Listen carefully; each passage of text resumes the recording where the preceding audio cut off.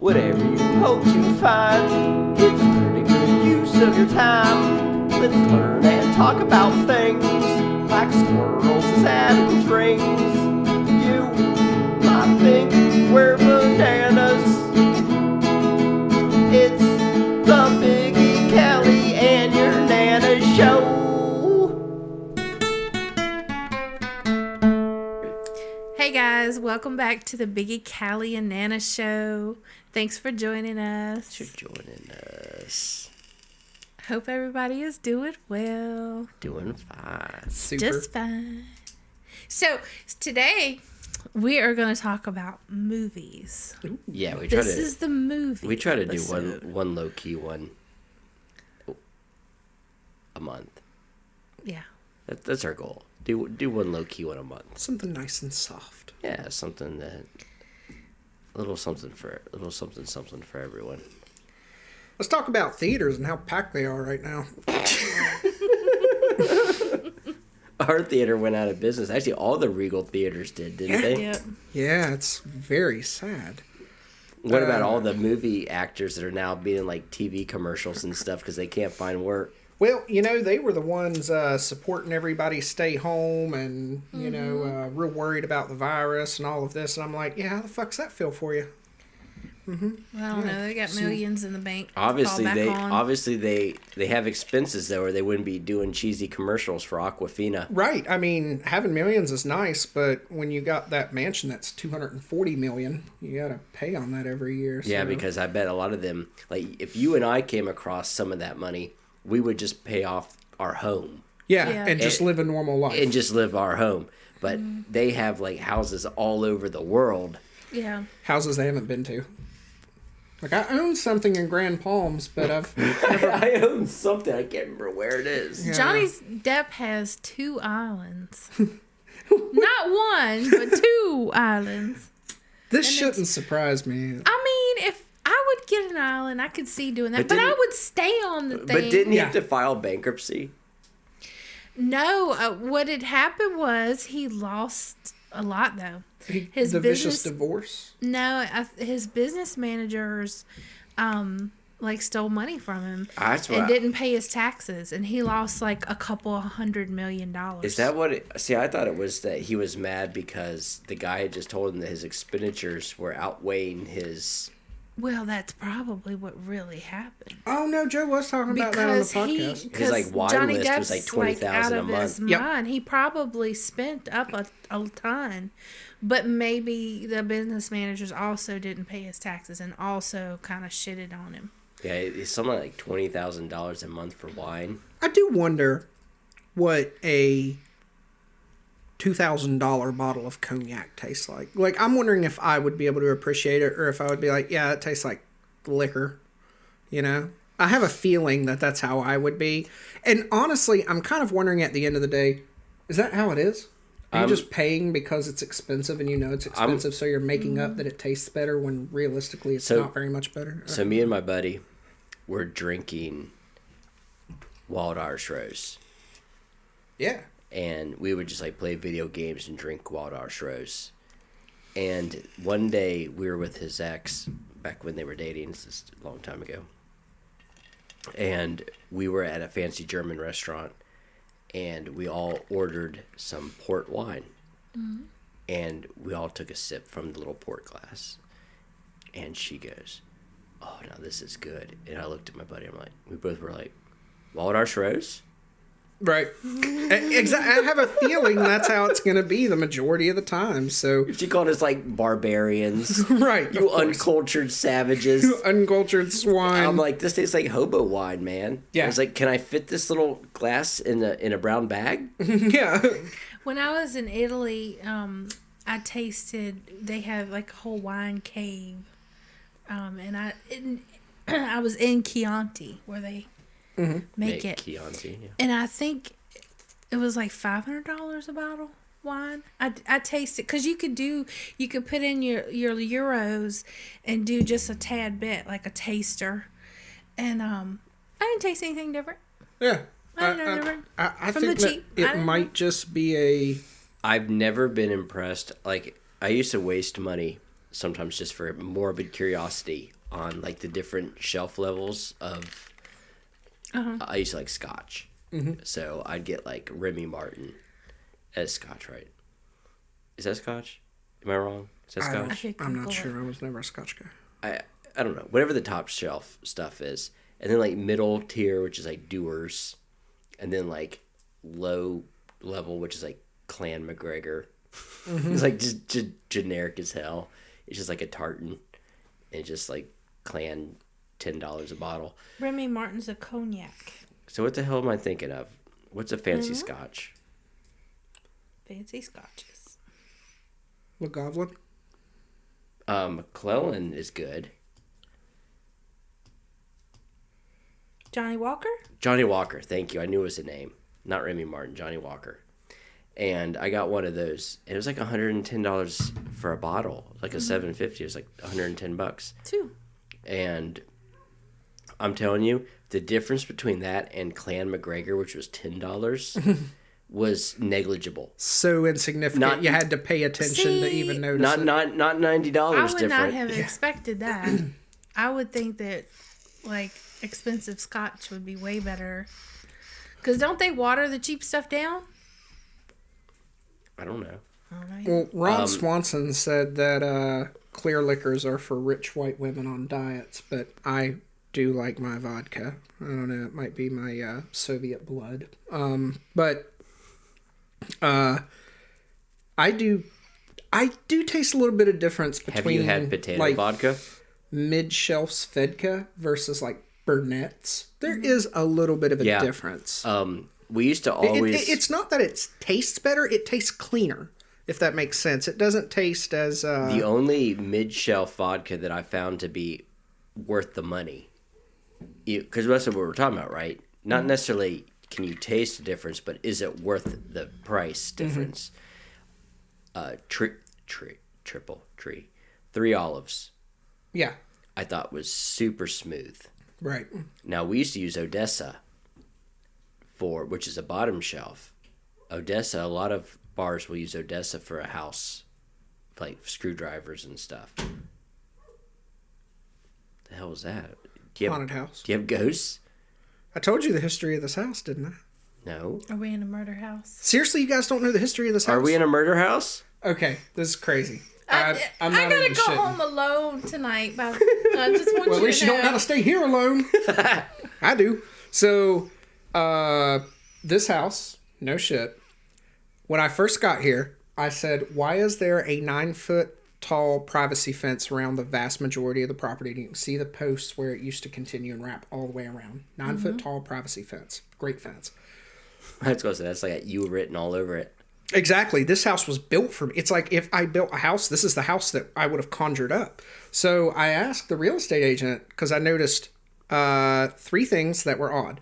One, there was a 9-foot tall privacy fence went around the whole house. Perfect for my Dobermans. I was like, man, that's crazy that it's already here, because I would have put it in if not. Next thing was 2 500-gallon above ground drums full of water that are ran off 2 wells, and there's a third one dug, but it's not active. That means water forever, no questions asked. And you've got 1,000 gallons of above ground water. If for some reason those wells dry up or something, you've got 1,000 gallons. It's on like hand. a dream come true for you. Right. And then a Generac, a 30 kilowatt Generac, to where if the lights turn off and the power goes out, I hang out for about 30 seconds and it comes back on. And those are attached to a propane tank that's about the size of a Volkswagen outside, right? So I'm like, holy shit. And I'm a generator guy. Like, I was a tech. So I appreciate that. Yeah. So as soon as I saw a 30 kilowatt generator, I'm like, that's enough to power the entire cul-de-sac.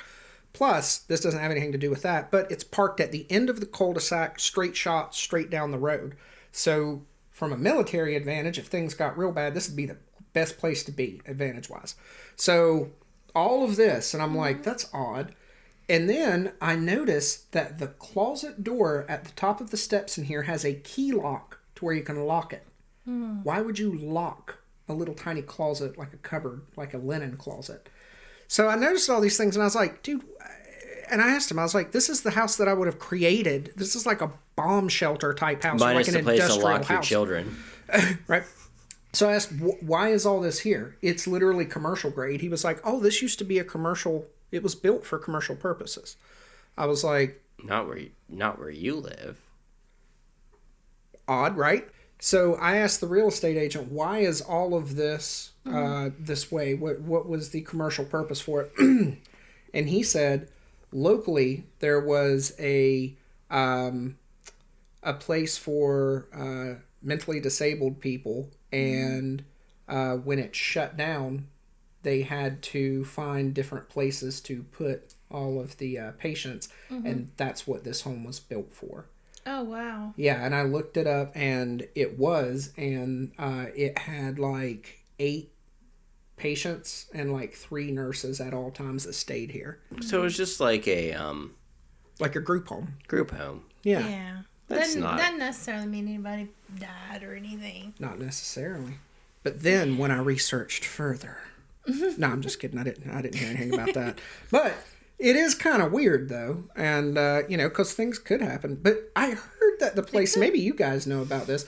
I heard that the place got shut down because they were dealing with lawsuits for things that happened during the 1960s that were considered unethical practices. You're talking about, no. No, yeah. No, the state had a goal to shut these places down. Yeah. Okay, so there was no unethical practices. Oh, yeah, very there's a young. ton Lots of of them. unended. And that's exactly what I was reading about. Okay, so that was, you That's guys true. heard that too. But that's Okay. not. There was no lawsuits about that. Oh, that's. No. I don't know. Yeah, wait a minute. I think they did file some. I heard that's why they were shut later. down. Are you sure the government didn't file lawsuits against them? I don't know. No, because they are government. Yeah, government. Oh, it doesn't was care. government ran. Okay. Yeah, government doesn't care. Well, the fact that they came here, though, does make it a little extra creepy, because it's not like it was just built for new people. Like, what if the patient's there? Well, that would have been the 90s, but still. Yeah, your house isn't old enough for any of that. You probably, the worst thing you had is probably like someone wiping poop on your walls. I think that's what They that smells probably from. wouldn't have. Well, they may not have moved them to a group home if they're that. That's what my mom used to work with. That's the kind of patients she used to work. She worked there. They for would have 30 moved years. the higher functioning ones to this house. But it is very fun when I bring a date over here and I tell her that, and she doesn't know anything about backstories or anything, because that could be left wide open. Now And if you don't know a whole lot about it, you could And be she's like, 25. oh shit. Yeah, she's all snuggled up to I me get like, to what make was fun. that in the house? I'm like, eh. You want a fun story, if you want to call it fun. So my grandma lived, when they sold their farm, my grandma lived in a beautiful old folks home. And it was like not assisted living per se, but like, what do you call that? My brain's... Live-in caretaker type. No, I know it's what you're less saying. intense. Yeah. Where like you're it's independent living. Yeah. And it's just gorgeous independent living.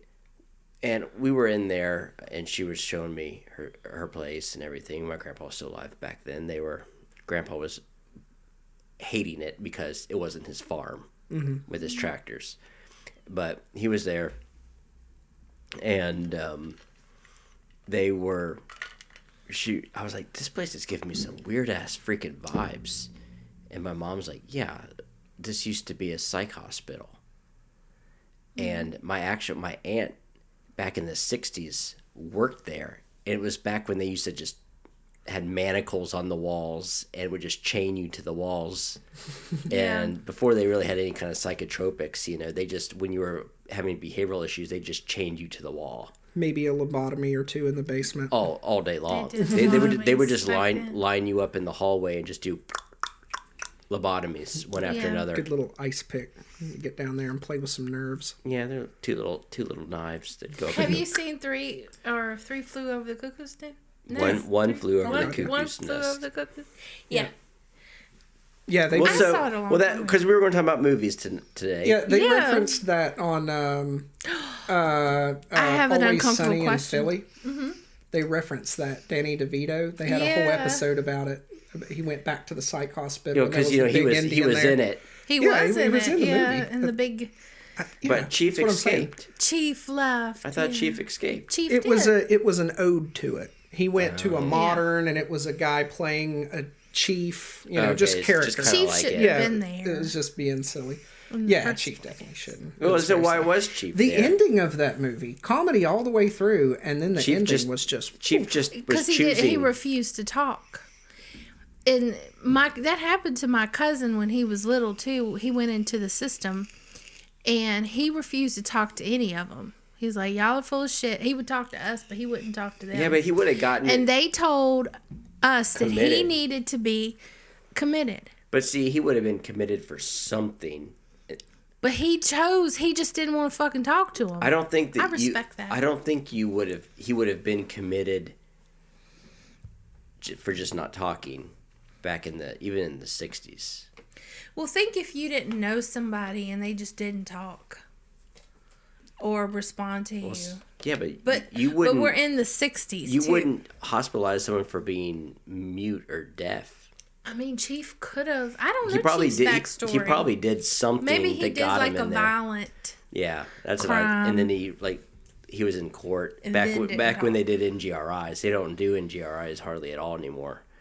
Because we had a dude that murdered his wife with an axe, and he spent like 20 years at a state hospital. What's Speaking of movies, guilty by reason of insanity? Not Not guilty. guilty. Not guilty by it. it's still in the system. You can select NGRI. I have to you? scroll past it every day, yeah.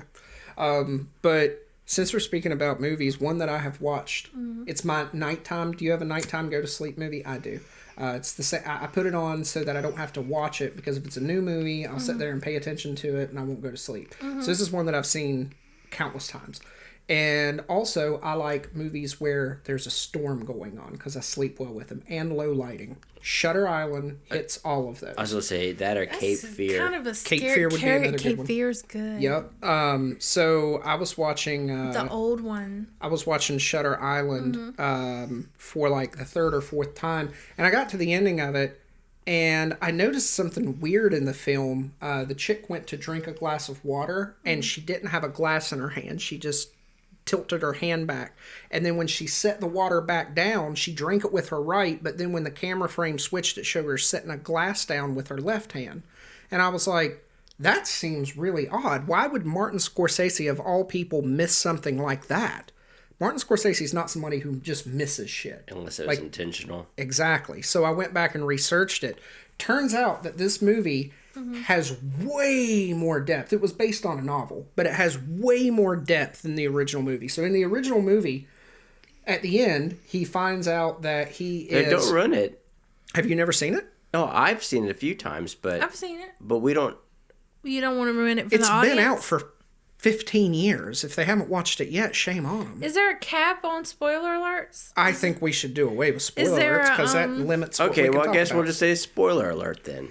How about if it's over 5 years? Yeah, if it's a brand new movie, then that's different. But- If it's a brand new movie, I haven't seen it. so Me either. the ending of this movie, though, it turns out that he was one of the patients on the island, Yeah, and that 'cause this it- whole entire time he was making his own narrative. But I read this long, like, fucking 6-page report that somebody had done on it. And it turns out that it was more depth than that, and it explained it in the novel like it always does. And they tried to recreate it in the film, but they only, only a handful of people are going to understand it. He had severe PTSD from the war Right. alone. Right, right. When they liberated the concentration camps. Yeah, But it then was, when his mentally ill wife killed the kids, like he became completely psychotic. This is the Yeah. thing. He never had a wife that killed kids. He never had kids. So in the movie, he comes there pretending to be a marshal. Yeah, And it's he's like a film noir thing at first. Right. And he comes there thinking that he's a marshal, and they're letting him play this elaborate hoax out so that he can figure out that actually he is a patient. So they're kind of letting him explore and play all of this out. Turns out there was 2 different things going on. One, there was the charade of him being a marshal. Number 2, there was the guy's name, Andrew Latis, who he said, my wife was burnt down in an apartment. A guy named Andrew Latis, firebug maintenance man, burned the apartment down and killed my wife. Right? Yeah. And then... Well, he was there for criminally insane. Right, but just bear with me. There was that storyline that played out. Andrew Laeddis had killed his wife and burned down the apartment complex, killing his wife. And he just continued to be a marshal, and he showed up there. That was what he thought. Mm-hmm.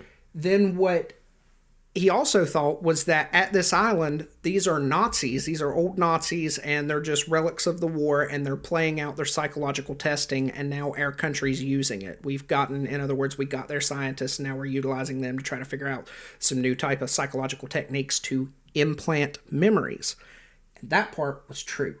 They were trying to implant a memory, and the memory was of the children and the wife drowning them. That never happened at all.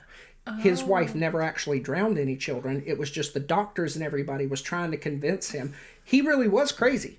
He really did. Actually, he was Andrew Laeddis. And at the end, he killed her. Right. You remember the four names on the board? And they were like, "You're Andrew Laeddis." He was like, "No, Andrew Laeddis killed my wife." And at the end, he's like, "I am Andrew Laeddis. And I did drown my children," when actually that was not the truth. He had actually burned his house down, or burned his apartment complex, killing his wife and a couple of other people, and that's what got him sent there.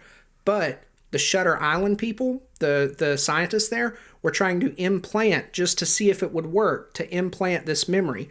And the whole time they were trying to convince him that like at the end, they showed him, and they were like, "We're just trying to get you to accept that this is what happened, that you drowned, that your wife drowned your kids, and you shot your wife for what she had done.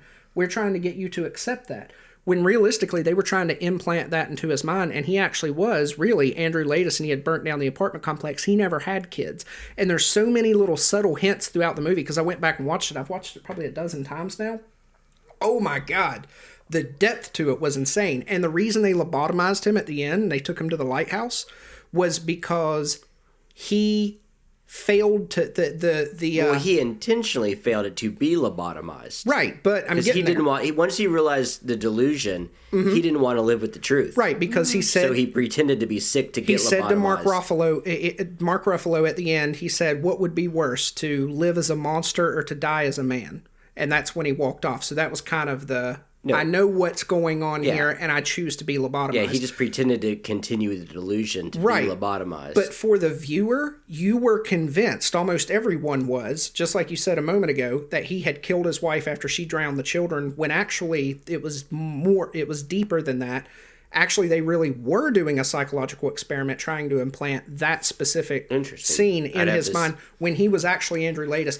But when they laid out all of the evidence for it in this report, you should get online and just type in Shutter Island ending and then go back and watch the movie. Holy shit, talk about one of the best psychological thrillers ever made. And I shouldn't have thought that it wasn't, because it was directed by Martin Scorsese, and I'm a big psych thriller guy. But I didn't know that it was that much depth. I thought that I saw it as it was presented. But that's the shallow take on it. But if you go back and look, there is too much evidence to deny the conclusion that they came up with. And it's in the book. So what about Liberating the concentration camps? Was that real? What was it called? Dunhauer? Or I'm trying to remember the name of the concentration camp. That was real. He really was in the war. He was a soldier. Yeah, with severe PTSD. Yep, and he did have PTSD, but he came back and they told him, "You did work for the Marshal Service. You did. And then your wife drowned kids and you shot her.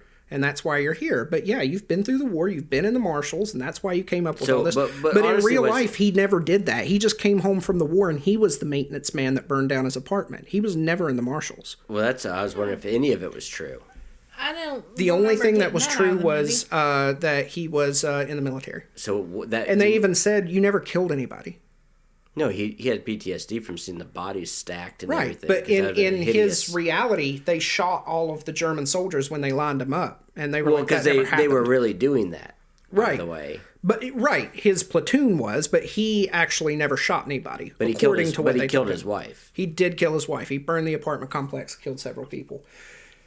I'm just saying, man, that the levels of depth were astonishing. And for the director to be able to put that in there, because it would take like an It-sized novel in order to really understand all of that. But for a director to be able to put it together to where Well, it does make sense after you watch it 3 or 4 times and read it, and then you're like, oh, okay, was impressive. Because most directors couldn't do that. They'd have to take out a layer. The fact that you had to read it, though, means that he had to take too much out, and it wasn't. He did, and the thing is, if it would have been an extra hour long, he probably could have added that in there. Yeah, but it was already 2.5. long. Yeah, it was already 2.5. I should go back and rewatch it. I have it on my computer. Well, that's the thing. When I watched it the first time, I liked it. But now that I know that, you'll love it because you'll see all the little hints and put all the pieces together. What is the most disturbing movie you've ever seen? Oh, Hereditary, for sure. I don't know that one. It's a horror movie. At one point, kids driving a car. It's an older, like it's been out for several years. A teenager is driving a car and his little sister's in the back, and she leans her head out of the car, and he's like in a trance thinking about something else, and a sign hits her in the fucking head and takes her head completely off. And he just drives home, not even knowing that it happened because he was like mentally somewhere else. He had something wrong with him.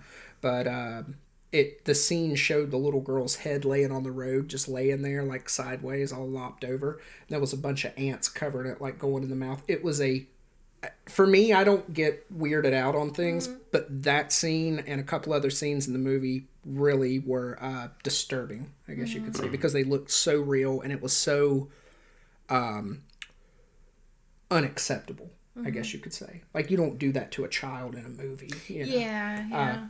But it was a demonic possession movie. Okay. And towards the end of it, it got, don't watch it and try to go to sleep. Like, I'm not even I love horror movies, but that's why I like them, is they generally don't freak me out. I just enjoy watching them, the way they're put together.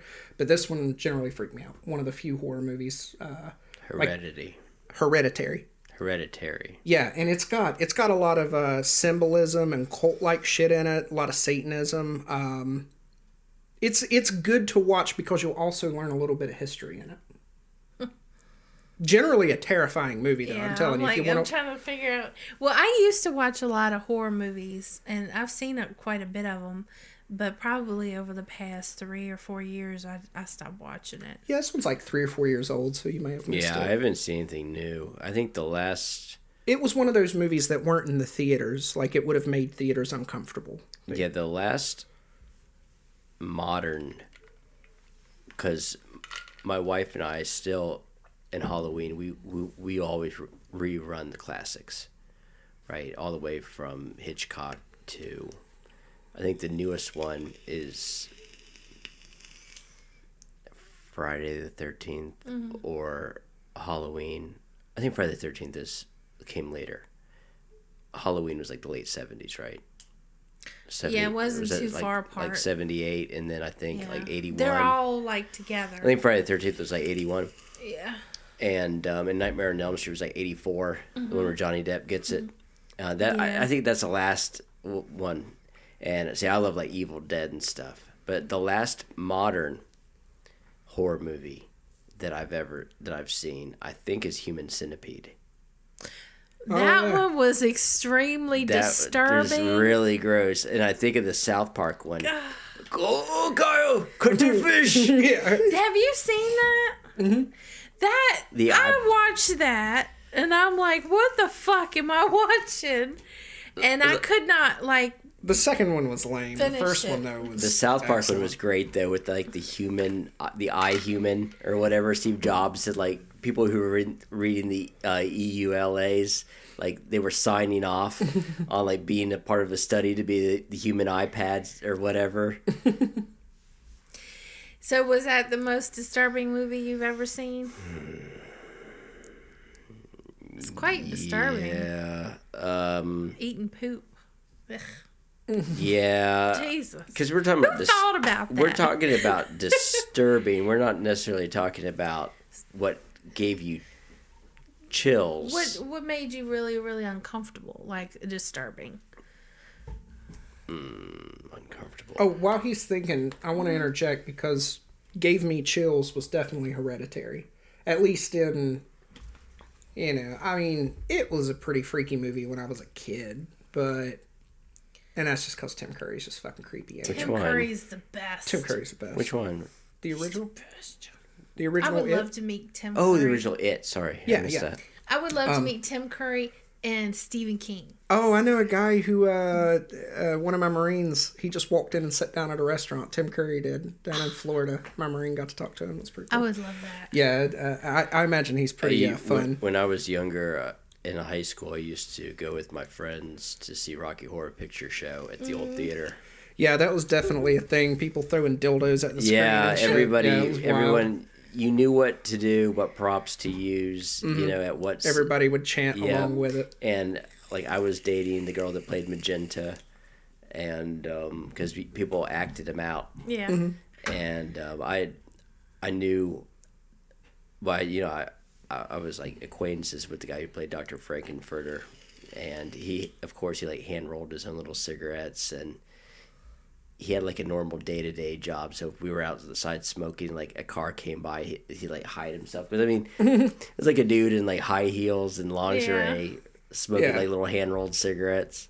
Yeah, Rocky Horror Picture Show was really like a culture changer. It was just so I loved ahead of its time.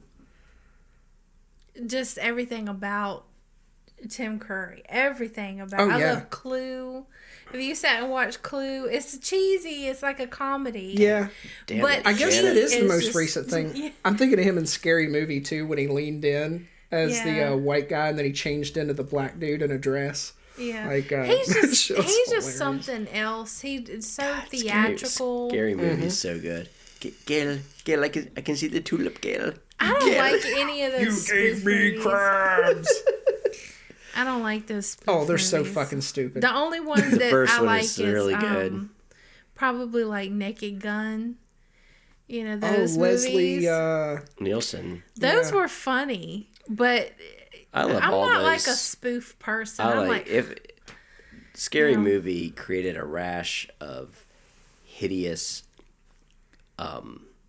just parodies. Not even parodies. They were just Oh yeah. really, really bad, like date follow-ups. date movie, and like, where they just Paranormal Activity. yeah, Yeah. just a lot of it really. became redundant. Those ones were like 2 of the 6 writers of Scary Movie or something. Yeah. And you knew they were all bad. It's like they picked the 4 writers that weren't good.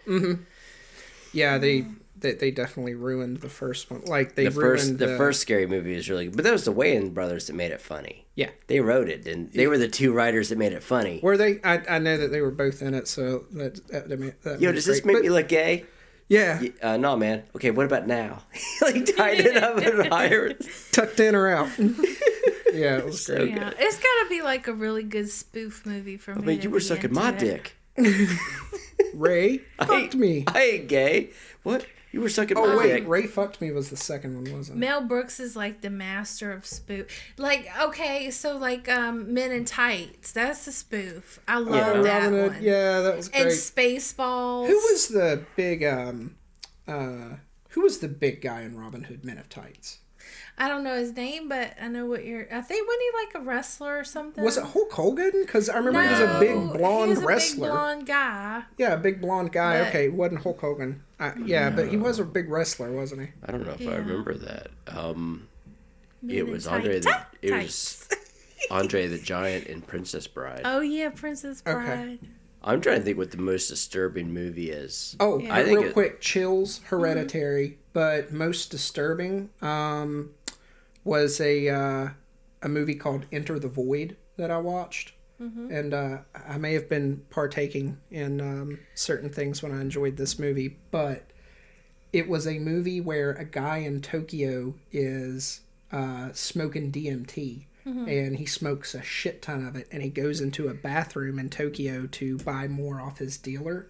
And while he's in there, he's trying to flush the drugs because the cops are beating on the door. And he doesn't open the door or something in time, and they shoot through the door and kill him. And the whole movie is through his eyes, and you see him laying there like bleeding out, and it feels like you. And then the camera pans up and starts going over the city and watching the reaction of everybody that finds out about his death and his sister and all of this.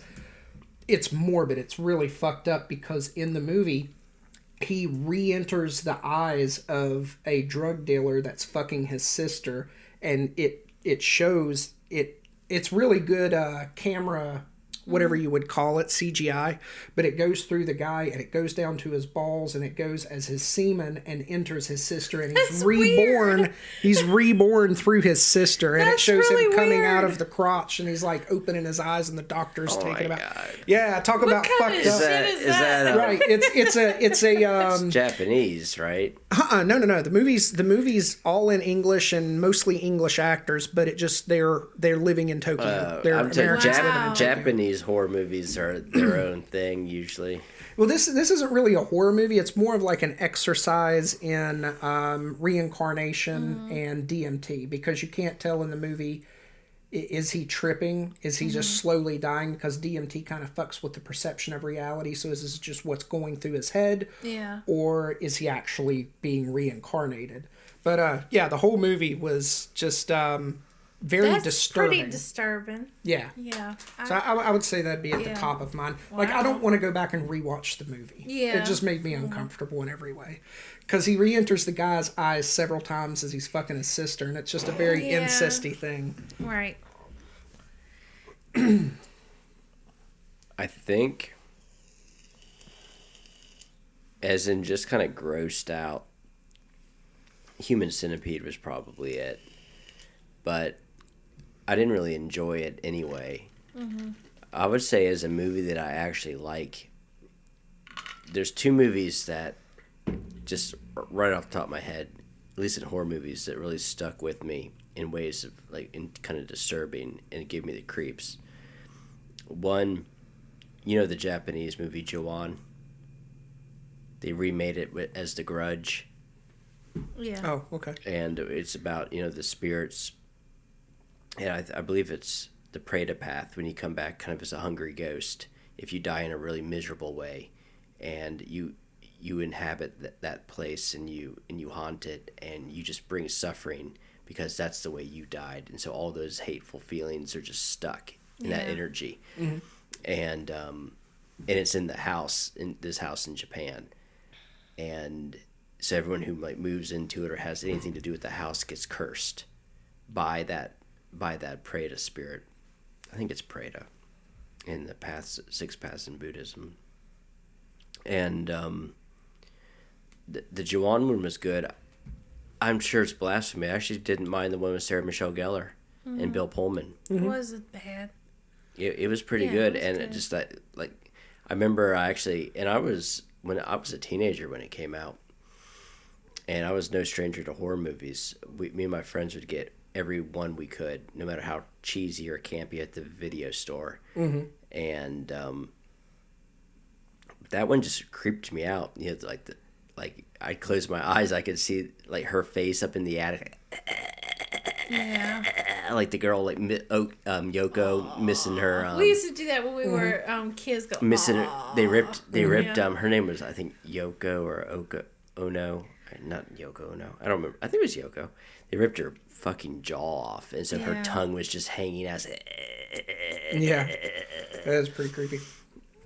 And the other one is this great movie that I only saw. Remember when Netflix used to just have like the best horror movies ever? I don't know if they still do, but they used to just have all these horror movies, just no matter how obscure, they had it. And there was one called The Pact. And these Yeah, I've seen it. these But girls, I don't remember a whole lot about these it. girls were living. I don't want to run it for you. Do you like horror movies? I don't watch them so much now.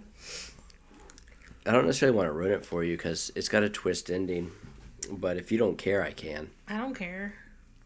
So it's got like these three sisters, and I think their mom passed away, and so they're just in and out of her home, and they're trying to just kind of get all the things in order to sell the house, and the one sister is missing, and she was like in recovery, so they thought maybe she got high and like just disappeared when she should have been watching the house. And it turns out basically they had a sibling who was a serial killer that the mom had hidden in a bedroom that they grew up not knowing existed. And he had a little door he could get out and feed himself at night. And the girls had always thought the house was creepy. I feel like I've seen this. It is. There's something about it that's so real. Yeah. That makes it scary. Is the dude living in the attic? No. Does he come down through an attic hole? No. In the movie? It's kind of calm and creepy. It's more the crawl space. Mm-hmm. And do they? Are you doing the ending? Ish. Does the house burn? No. Okay, I'm thinking of a different movie. I'm sorry. Yeah, that's pretty damn creepy because that could really happen. Mm-hmm. Yeah, and what it was, he'd killed a lady at the church back in the 70s, and the mom did not want her mentally ill kid to go to prison, so basically they acted like he never existed. And he was like barricaded the room. They had wallpapered over where there had been a door, and it was a great horror movie, mostly psychological, very little gore. Mostly psychological, and those are the ones that stick with me more, kind of like The Sixth Sense, right? Yeah. What about speaking of psychological thrillers? Have you guys seen Jacob's Ladder with Tim Robbins? Yeah. I've heard of it, but I haven't seen it. You seen it? It's just a really good psych thriller. It's pretty wild. I would watch that one with Tim Robbins for sure. Didn't it get remade by somebody? Yeah, but it wasn't. Wasn't nowhere. No. Why does Hollywood keep remaking and destroying everything? I don't know. Yeah, but they do. It's sad. That's like it's like they're out of ideas, and I'm like, the new trend is they just remake everything and then capitalizing on nostalgia, and then they just butcher it. Yeah, it's definitely a thing. You mentioned Army of Darkness, or no, Evil Dead. Yeah, I like Evil Dead. Bruce too. Campbell.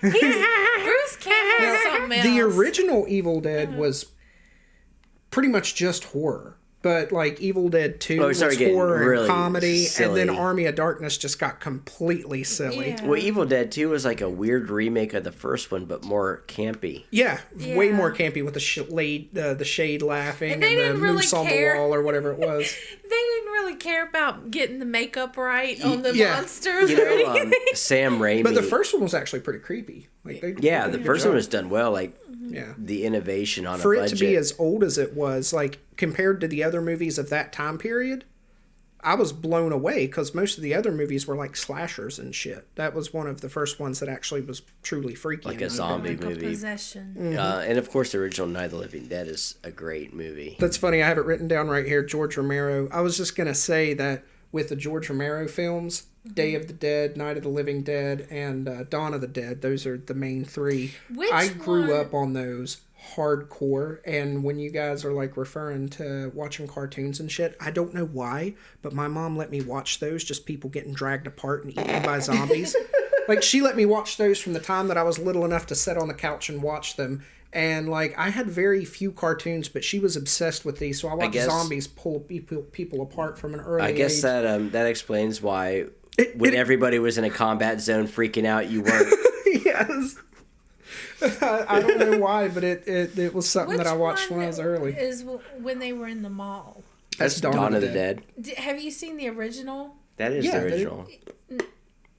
There's two. There's one that they made in the 70s. Yeah, Dawn of the Dead. And then they remade it. You're thinking of Night of the Living Dead when they're in the farmhouse. There was a George Romero original in the 1950s that was black and white. No, and I'm then talking about how they was remade 60s. Dawn of the Dead like in the 2000s. Yeah, they made a 2001 one with Ving Rhames. Yeah, that one. Yeah, so I was wondering if But you Dawn of the Dead, one in the set, like the original. Dawn of the Dead's the one in the 70s. That's the only one that I consider Dawn of the Dead. The new one it's okay. It's like fun, but with the running zombies and whatnot. The only time I see running zombies where it's acceptable is in 28 Days Later, which is one of the best movies ever made, and Cillian Murphy. I still haven't seen that. I got it. It's okay. I loved it. I'll tell you what. I just like Cillian Murphy. I'll tell you what. I don't really like zombie movies. Whoa. Now, it's hard for me to accept. Now, of course, Night of the Living Dead. It's it's classic. It's a classic, right? And honestly, Dawn of the Dead is pretty cool. But and honestly, kind of what you were saying, The Evil Dead is a zombie movie in its own special way. Yeah. And it's done really well for that budget. Mm-hmm. And I heard Sam Raimi puts that car in every one of his films. Is it the Dodge? Is it Dodge? It's like a Chevelle or some shit. Yeah. It was in Spider-Man too. Really? Oh wow. That's pretty cool. But yeah, he said he puts it in all of his movies. How old is he now? He's got to be ancient. Well, he was a kid when he did that one. Was he? He's like my mom. The same age as everybody in the movie. Yeah. Like 23. Yeah, like the innovation, like they attached like an old 8mm camera to a stick, like when they were running through the woods. Yeah. Yeah, and so it gets chasing the that bobbing and stuff is just very authentic and creepy. Because it was accidental. Yeah, but running it with a adds to stick. the atmosphere. It's just It really does. and that little cabin, how like ghetto that thing really was, Oh, and it was creepy as a real cabin. Yeah. you And know? if you would have rented that on Airbnb and went and stayed there, probably be a little nervous. you'd have the walking up same to it. experience. Yeah, yeah. Find the Necronomicon wrapped in barbed wire. Find the flesh book. You know the name of it. I'm impressed by that. Oh, I'm obsessed with Evil Dead. Like I that's just one of know my it's a favorites. fleshy book. I remember when we were 15 years old, we had a sleepover with all of our friends and stuff, and we rented that, and that was just such a classic. Yeah, I think the Necronomicon was actually a real book. Pretty sure. No, that's H.P. Lovecraft, isn't it? I don't know. I think that's H.P. Lovecraft. Well, I'm wondering if it was based on the Book of the Dead, which was an old Egyptian book that really did exist. It seems like the Necronomicon was like a... Yeah, I think it was a play off from that, maybe. Yeah, the Book of the Dead is the funeral rites that the Viziers and the scribes... Not scribes. Like how to preserve the body and such. Yeah. Yeah, it had all the rules and stuff. But it had for spells burial. and incantations and afterlife shit in it as well. Yeah. So, but I don't... It wasn't evil, was it? No, it wouldn't have been. It would have been the exact opposite. Yeah. It would have been, really positive Right. because you were preparing the pharaohs for the afterlife. Yeah. So I guess they just went with an opposite. What's the way to make this but evil? Yeah. But it was Sumerian, right? That's in Evil Dead, ancient yeah. Sumeria. So the movie that, like the first movie, it's not the most disturbing, but it's one of the most disturbing ones that when I was little, I saw. It's called When a Stranger Calls. Not the cheesy remake, but this is an old one, I never saw in the original. 70s. It's very simple. Sometimes the most simplest concepts are the fucking freakiest. But it's about a babysitter. She comes over to babysit the kids, and then the phone just keeps ringing. And sometimes he hangs up, sometimes he says something, and he starts saying, "Have you checked the children? The kids are upstairs asleep." Well, she starts freaking out after this keeps going, and somebody knocks on the door. And then eventually he just says, "Have you checked the children?" And then he says something, "Why haven't you checked the kid?" He says something to the effect where she knows that he can see her. Mm-hmm. And basically what it is he was a psychopath that escaped an asylum, and he was upstairs the whole time, and the kids had been dead for hours. Oh, shit. Oh. And he calls her and he says, "Have you checked the children?" Because he wanted her ass to come upstairs for whatever reason. Why didn't she check the children? I don't know, but it's the best thing she didn't, because she ended up living through the thing, and they... Yeah, those stick with you. Honestly, I know it's kind of pop psychological thriller, but honestly, The Sixth Sense was really creepy. It was very good and well done. I know M. Night Shyamalan has a lot of shitty ass movies, but that was his first real big one, if not his first one, and it was so beautifully done. And I just remember when I saw it the first time. Remember the little girl who was like vomiting up the Lysol? Yeah. How fucking eerie that shit was. That was pretty wild. And then her own mother ended up doing that to her. Yeah, and oh man. And then the other scene with the housewife that was like cutting herself. "You made me do this," and she's like cutting herself and shit. Extra creepy. Yeah. There's some scenes because that kind of shit happens, right? And that's the scariest stuff is the real stuff. The little boy that went or The main kid that went into the he went into the closet and the door shut while I think they were at a funeral. Yeah. He was upstairs and you could hear him thumping on the closet. It was just a creepy scene. He came out and he was all fucked up. Well, the funeral. He was at the funeral for the little girl. Mm-hmm. That's right. And I guess he had seen. Was he just walking by and she had told him to come up to her room, and like they had the tape hidden, and she was playing it for the dad. Oh, because remember there was that one scene where it's so sad. Now her little sister's sick too. Yeah, that's so he actually saved a life. Yeah. Because she was going to kill the other kid. Around that same time period, and a movie that reminded me a lot of that wasn't heard of as much was Kevin Bacon and A Stir of Echoes. Did you guys ever see that? That one was wild too. That was a good movie, right? It was a close second to The Sixth Sense. Of course, nobody can get over the fact that Bruce Willis was dead the whole time. But, wait, what? I'm just kidding.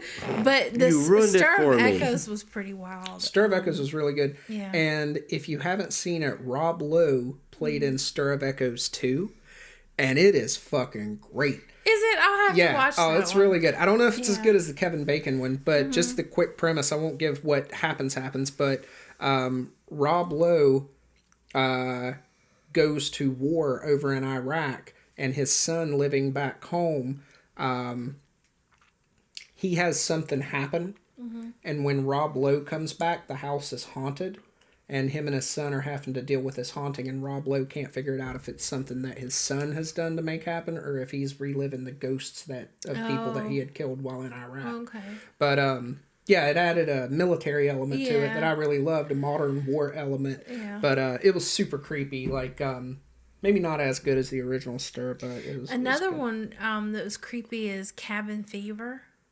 Cabin Fever? That's just sheer grossness. It was skin, gross. flesh-eating Cabin disease. Fever the razor scene where she just fucking... Is sheer disgustingness. Is Cabin Fever the one where you had like the people who had been manipulating that since like the Egyptians or something?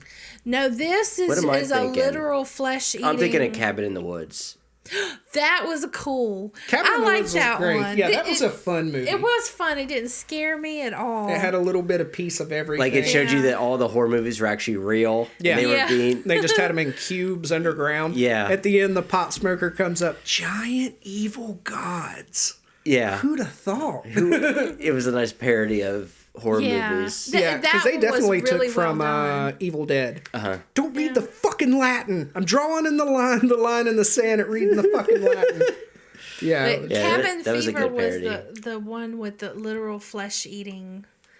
Okay, who did Cabin Fever? What was his name? He also did Green Inferno. And if you haven't seen Green Inferno, you definitely need to watch it. I saw it and I did not enjoy it because... because... I thought it was as disgusting, if not worse, than... Well, by that stage, I had gotten out of the gross stuff. Oh, the gore? And I'm like...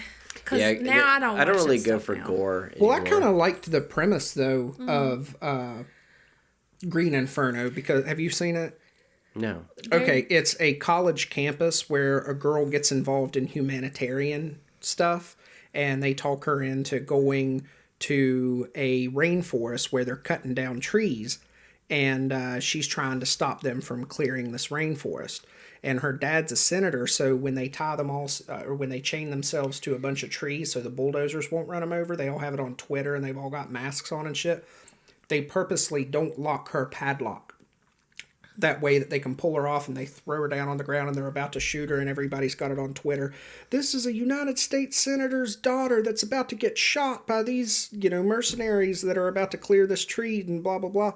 And she's all mad at him and everything afterwards, but they stop and they're like, okay, well, we won't destroy the rainforest then. And on their way back, because it was a tribe that lived in that rainforest, on their way back, the plane has a malfunction and goes down, and the tribe gets a hold of them. And it's headhunters and cannibals. Mm-hmm. So the same people that they were trying to protect put them in a fucking pen and torture them and eat them and just... Oh, it was gross. Yeah, they ate them all. They ate everything. One of my favorite horror movies from the 60s is called The Undertaker and His Pals. The Undertaker and His Pals. And it is... I've never heard of it. Hokey. Like, it's like very 60s. It's not super scary at all. And basically, it's kind of reminded me of that. So this Undertaker is... Oh, no, it did. I'm thinking of I Eat Your Flesh, which is totally different. No, but it was just packaged together. We used to buy, like, those big boxes of, like, all the B all the B horror movies. Yeah, for like $5. Yeah, for like $5 at, like, Suncoast. And, but that was one of my favorites. And The Undertaker was paying these biker gang guys to kill people. And then, because he was like the only funeral director in town, and so the families would come in grieving, and he'd like upcharge them because they were grieving, and so he was making all this money, and the bikers were making money, and then they were using the bodies for their deli that they owned to feed people. Ew. But it was sort of like Gross. that 60s campy, like just in the middle of a scene, just break out into like girls like dancing on the beach kind of shit. And like Austin Powers would joke on, right? Yeah. But it was a great movie. And of course, I learned about that because from the Misfits, which is like my favorite band. So Well, the most disturbing. yeah, what's movie. the most disturbing non-horror movie you've seen? All right, get ready. Strap in. And I'm a girl. So let's get that right. Is it All right. Vagina Monologues? No. It is called The Skin I'm In. Check this out. Antonio Banderas is in it. And you've got to read it. Is it a horror movie? It's subtitled. Is it a horror movie? No. Okay. Well, you'd be the judge. Let me tell you about it. Okay. I don't have to tell you the ending if you're really going to watch it. I don't. So I'll tell you the premise. It's a doctor. Antonio Banderas is a doctor. And he has a beautiful young daughter. The daughter gets raped by a guy she really likes. But the guy, when he raped her, he was young and he was overeager. It was complicated. Okay? Not that I'm making excuses for rape, but it was complicated, the situation. Mm-hmm. Like he may have misread the situation, kind of. He misread, and then but when he finished, he was like, "What the fuck did I do?" You know, he immediately had remorse afterwards. Like, "Oh my God, I did this horror." He knew he did something really bad, which, again, it's just complicated. Doesn't excuse it, but anyway, the girl, she had such a big crush on the guy,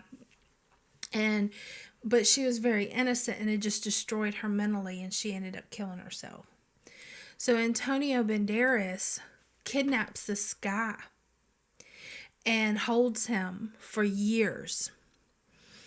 And he systematically replaced this man's parts with female parts. To make him his daughter? To make him, just to turn him into a female. And the guy... Did this come out before or after Silence of the Lambs? After. And the guy ended up getting... what's that thing where you fall in love with your captor or your Stockholm Syndrome. Stockholm Syndrome. And their relationship got really weird and complicated. That does sound like a good movie that I would enjoy. But you gotta sit through the subtitles. It was one of these things. I watch subtitles. a lot of Japanese type stuff anyway. Well, yeah. So It was one of these things where I could not stop watching. Like, I didn't mean to watch. You ever sit down and you don't mean to watch a movie and then you do? Because you're like, what the fuck is happening? The best is when you keep saying, I should turn this off. Yeah. But you don't. But I'm like, I gotta see what happens next. Because 1 minute he had bandages around her face, her face, and then of course when he becomes a woman, she's this gorgeous woman, and then she's got vaginal dryness and all these weird things that he has to now, because she's a dependent upon him for everything. Her captor. That sounds really interesting. It's pretty wild. So was he just trying to recreate his daughter and it became something else? No, He's trying to do it to torture her, or he to was trying to get payback. make you feel what a woman would feel. type thing. Yeah, and So he was I mean, raping. he did end up they did have sex, but it was consensual. that was a weird. It's just the weirdest damn movie. Especially for Antonio Banderas. I like the sound of it. That actually sounds pretty good. And that is an odd selection for that. Yeah, but it disturbed me so bad because I didn't know who Puss in Boots. That's like the Nasonex Yeah. I didn't know whose side to be on during the thing, the whole thing. You know, it was really weird. What is the most disturbing non-horror movie you've seen? Oh, I gave you mine. The Enter the Void. Isn't that a horror movie? No, it's just an afterlife movie. It's just like a philosophical movie. Oh. Yeah, no, it wasn't scary at all. It's just disturbing, the ancestral feel of the movie. But I will give you two. One that I just watched this morning called Contiki, which is about the Polynesian Islands. Prior to the 1950s, they thought the Polynesian Islands were originally inhabited 1,500 years ago by people that had rowed there from Asia, like in rowboats. But a guy that went there, a famous Scandinavian explorer that went there, well, he wasn't famous at the time, he was when he died, but he went there and him and his wife were rowing and they were trying to row to the islands just from like a distance. And they were rowing and they like were struggling to get back to the islands. She was like, man, the Asians that came to this place must have been really strong to be able to row from Asia to here because it's not far from Asia on a map in comparison to what's on the other side. And he started thinking, and he started looking at the currents in the ocean to see where the currents were. And there was a current that swept up from Peru and came straight over past the Galapagos and headed straight for Polynesia, 5,000 miles, much further than the distance between there and Asia. And he said, is it possible that the people of Peru used this current to get to Polynesia? If the current did all the work. Exactly. So he built a raft. And this really happened. Like, I looked it all up on Wikipedia. Like a catamaran? Just a basic raft made out of big-ass fucking logs. It was a full raft with, like, a hut on it and a big sail. And they had a rudder, but it was useless because, I mean, just a rudder with a sail is... It was more meant just to turn a little bit, but you're just pretty much following the current. I mean, it's that big of a current.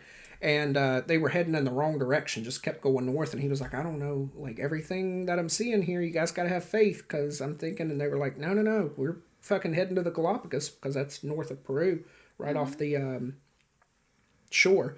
But right as they were about to hit the Galapagos Islands, they started turning left and headed straight for fucking the Polynesian Islands, Tahiti and such. And 5,000 miles later, they fucking land on the beach. So they think, is that like actual like documentary? Like they think that they're not Asian in descent, they're actually South American? Correct. They're Peruvian. It's 100%. Like they know it now because now DNA testing's a thing. Oh. So yeah. So like Moana is actually more Latino. Yeah. Yep. Cool. So when you see little tiki faces and stuff, yeah, it's Peruvian artwork more or less. Wow. I mean, it's Tahitian artwork, but it comes from, the origins are from Peru 1,500 years ago. Awesome. I didn't know that either. I was like, no shit, I learned something. And the movie was just awesome. Well done. And the whole crew was Scandinavian. They used Floki from the Vikings, if you've seen that. Of course I've seen the Vikings. I live for that shit. Floki played on it. He was the cameraman. It was a really good movie all around, too. Like, well done, well scripted. And it's in English, the whole thing. It's just a bunch of Scandinavian guys, and they're speaking English. It's not subtitles. Floki should have built the ship. You would think, with his knowledge of... The Viking ships would have been a lot more steady. Well, the other movie that I'm thinking of, speaking of Vikings, is called The Ritual. Has anybody seen The Ritual? All right. These guys... this one was my favorite fall asleep movie for the past 2 years. I only recently switched over to Shutter Island because I've just seen The Ritual probably 20 or 30 times. The Ritual is a bunch of friends go on a hiking expedition through Sweden. And at some point of it, they one of them injures their leg, so they veer off and cut through the woods, thinking that instead of this big, beautiful valley running through Sweden, it would have been 20 miles. They say, look, guys, right there's the woods. If we cut through those and go over that mountain, then we'll be right there where we need to be, or we can hike this. Guy's injured his leg, so they're like, let's go through here. So they cut through the woods, and they run into...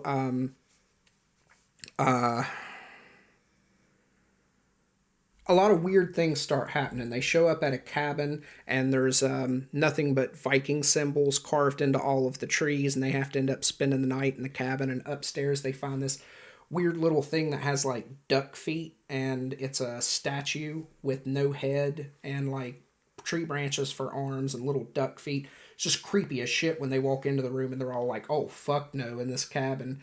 And the freakiest scene in the movie, in my opinion, is guy has a terrible dream, and when he wakes up, everybody's got something wrong with them. One of the guys pissed themselves while they were sleeping. Several of the guys have problems, and then they're searching for their friend. They go upstairs, and he's naked on the floor, covered in mud and blood, praying to this fucking thing. And they walk up to him, and they're like, dude, what are you doing? And he's like, he starts freaking out. He was like, and the whole rest of the, when they finally put all their suit back on, they're like, we're not talking about this shit. Let's get the fuck out of these woods. Like, as they're walking out, the dude was like, why the fuck was I praying to that thing? So it was just a great premise to kind of set the movie off. All that happens within like the first 20 minutes. But after that, they start to run into things and people. And I'm not going to give away the entire movie, but apparently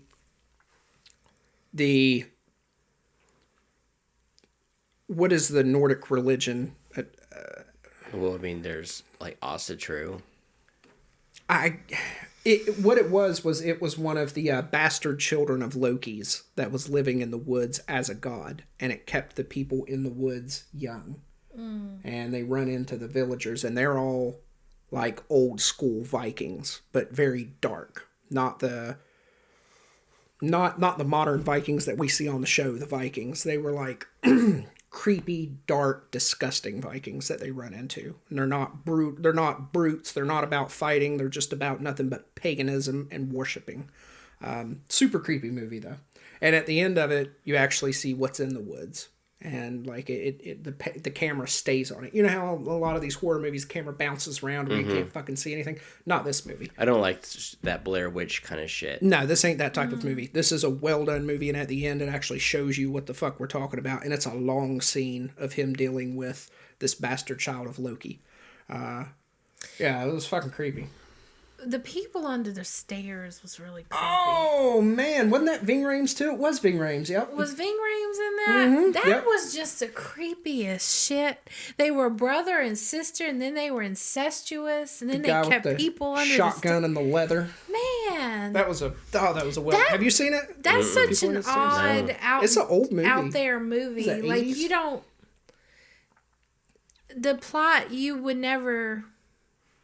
It's just not common, it's not, all these horror movies have formulas. This one doesn't have a formula, right? It was that idea of somebody being kept under the stairs. You got to see that. You might like that. Actually, you probably would, especially the time era that it was in. I feel like it's a childhood right to see that. Yeah, no, I'm surprised. You missed something. Yeah, no, it's a good... I'm surprised you didn't say Under the stairs. The people under the stairs. Yeah, it's I think they're trying to clean the house or something, but Ving Rhames and another guy have some type of cleaning agency, and they drop off the young black kid, and he goes into the house. They were going to steal. Oh, was that what it was? Yeah, they were going to steal from them because they were told that they had a lot of money. Mm-hmm. And they were these weird brother and sister that lived in this house, and it was like... locked down, but the little boy snuck in there, and he was able to get in there and see that they murder and eat people and keep people down under the stairs. Gosh, it's funny you mention that. I haven't seen that in so long, and if I saw that, I have a feeling that it would give me like fuzzy memories. And then the people under the stairs had no sunlight, so they come out and they were their faces were like monstrosities. The one guy was tongueless. Yeah. With the slingshot. And he lived in the there was one little fella, the little nimble fella. He lived in between the baseboard, like in between the walls, and he could get around to each room. You guys are like reminiscing about it while looking at me like I know what the fuck you're talking about. You will. You're gonna love it. I'm telling you, it's really good. Okay, so what movie is the most inspirational?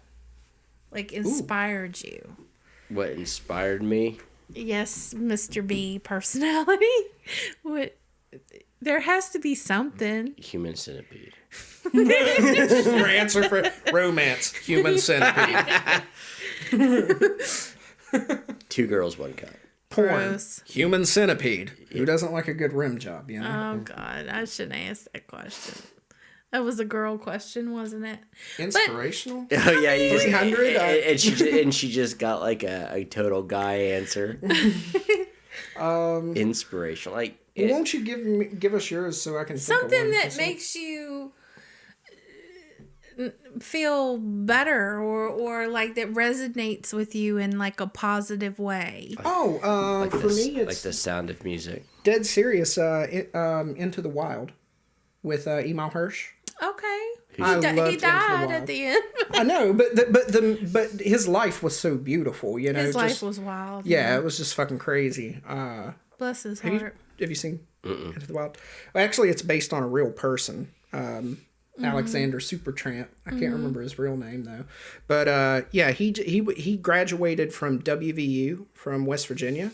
Or was it Marshall? It was in West Virginia. He graduated from college with an engineering degree. His dad and they had a lot of money and wealth, and like he had a good chance to be successful. And he said, I'm gonna take like a year off and go do my own thing. So he just crashed around America, going to all these hippie communes and different things like that. But he wasn't a drug person. He wasn't an alcohol person. Like he just wanted to get out and meet people and live like free, like He a was hobo. like an experienced person. Yeah, exactly. It's not a hobo. It's probably more like a beatnik. Yeah, but he wanted to be penniless. Like that was his point. Was he didn't want to spend any money. He wanted to hop So on. it was like more of a spiritual journey. Yeah. Oh, 100%. And the movie felt like that. Like it did a good job resonating. I like good road trip movie. You know. Oh, you'd love it. It's like 2.5 hours, and it's a real good feel-good movie. Because throughout the whole time, he meets nothing but good people. You know, because I really love. I'm kind of a beatnik anyway, and I love the beat writers, but I feel like they cannot do on the road well at all. Have you guys seen what's her name from Twilight was in it? The girl who can't act. Christy I something? don't like her. The one who I like avoid she her. has no emotional range at all. Kristen Stewart. That's it. Yeah. She's not a good actress. She's got no range at all. something's a little off with Probably a that personality disorder. child. Probably a personality disorder. I agree. I don't think she's good Hollywood's got a lot of that though. Yeah. You know, when your entire profession is being someone other than yourself, what do you expect, right? Yeah. And so there's a lot of. That's why people need to stop listening to them about serious matters because very few of them are well.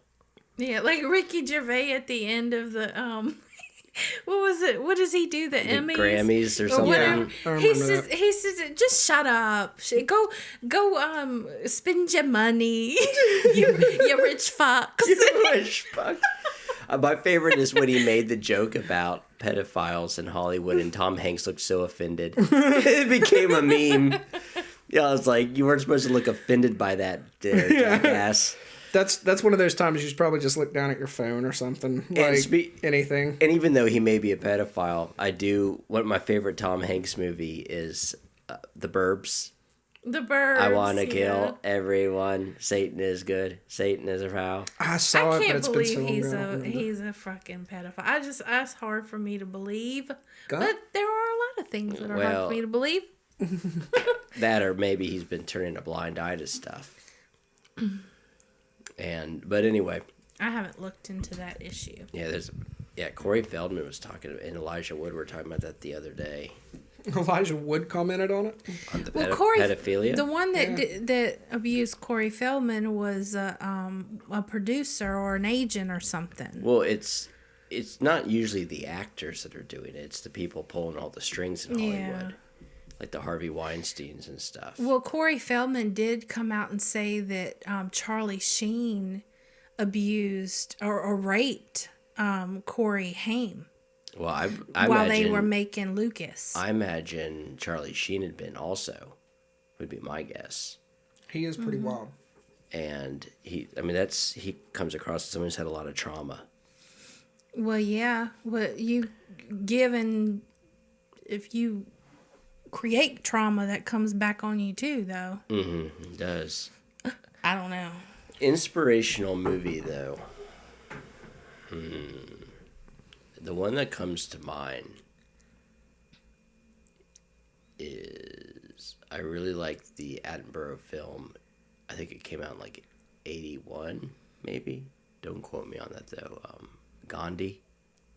Are you talking about with Ben Kingsley? Seen Yeah. Gandhi. God, Ben Kingsley's one of my favorite actors. It's such it's a good movie. It's long, but it is such a good.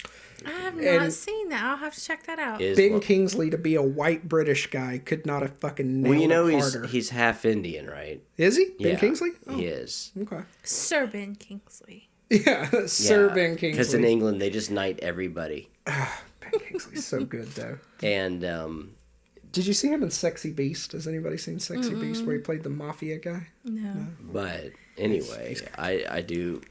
If you haven't seen the Gandhi movie, it came out like 81, 82. It was one of his early. I know it. I knew of it, but I is just haven't. I'm phenomenal. like, I haven't seen And that one. you know,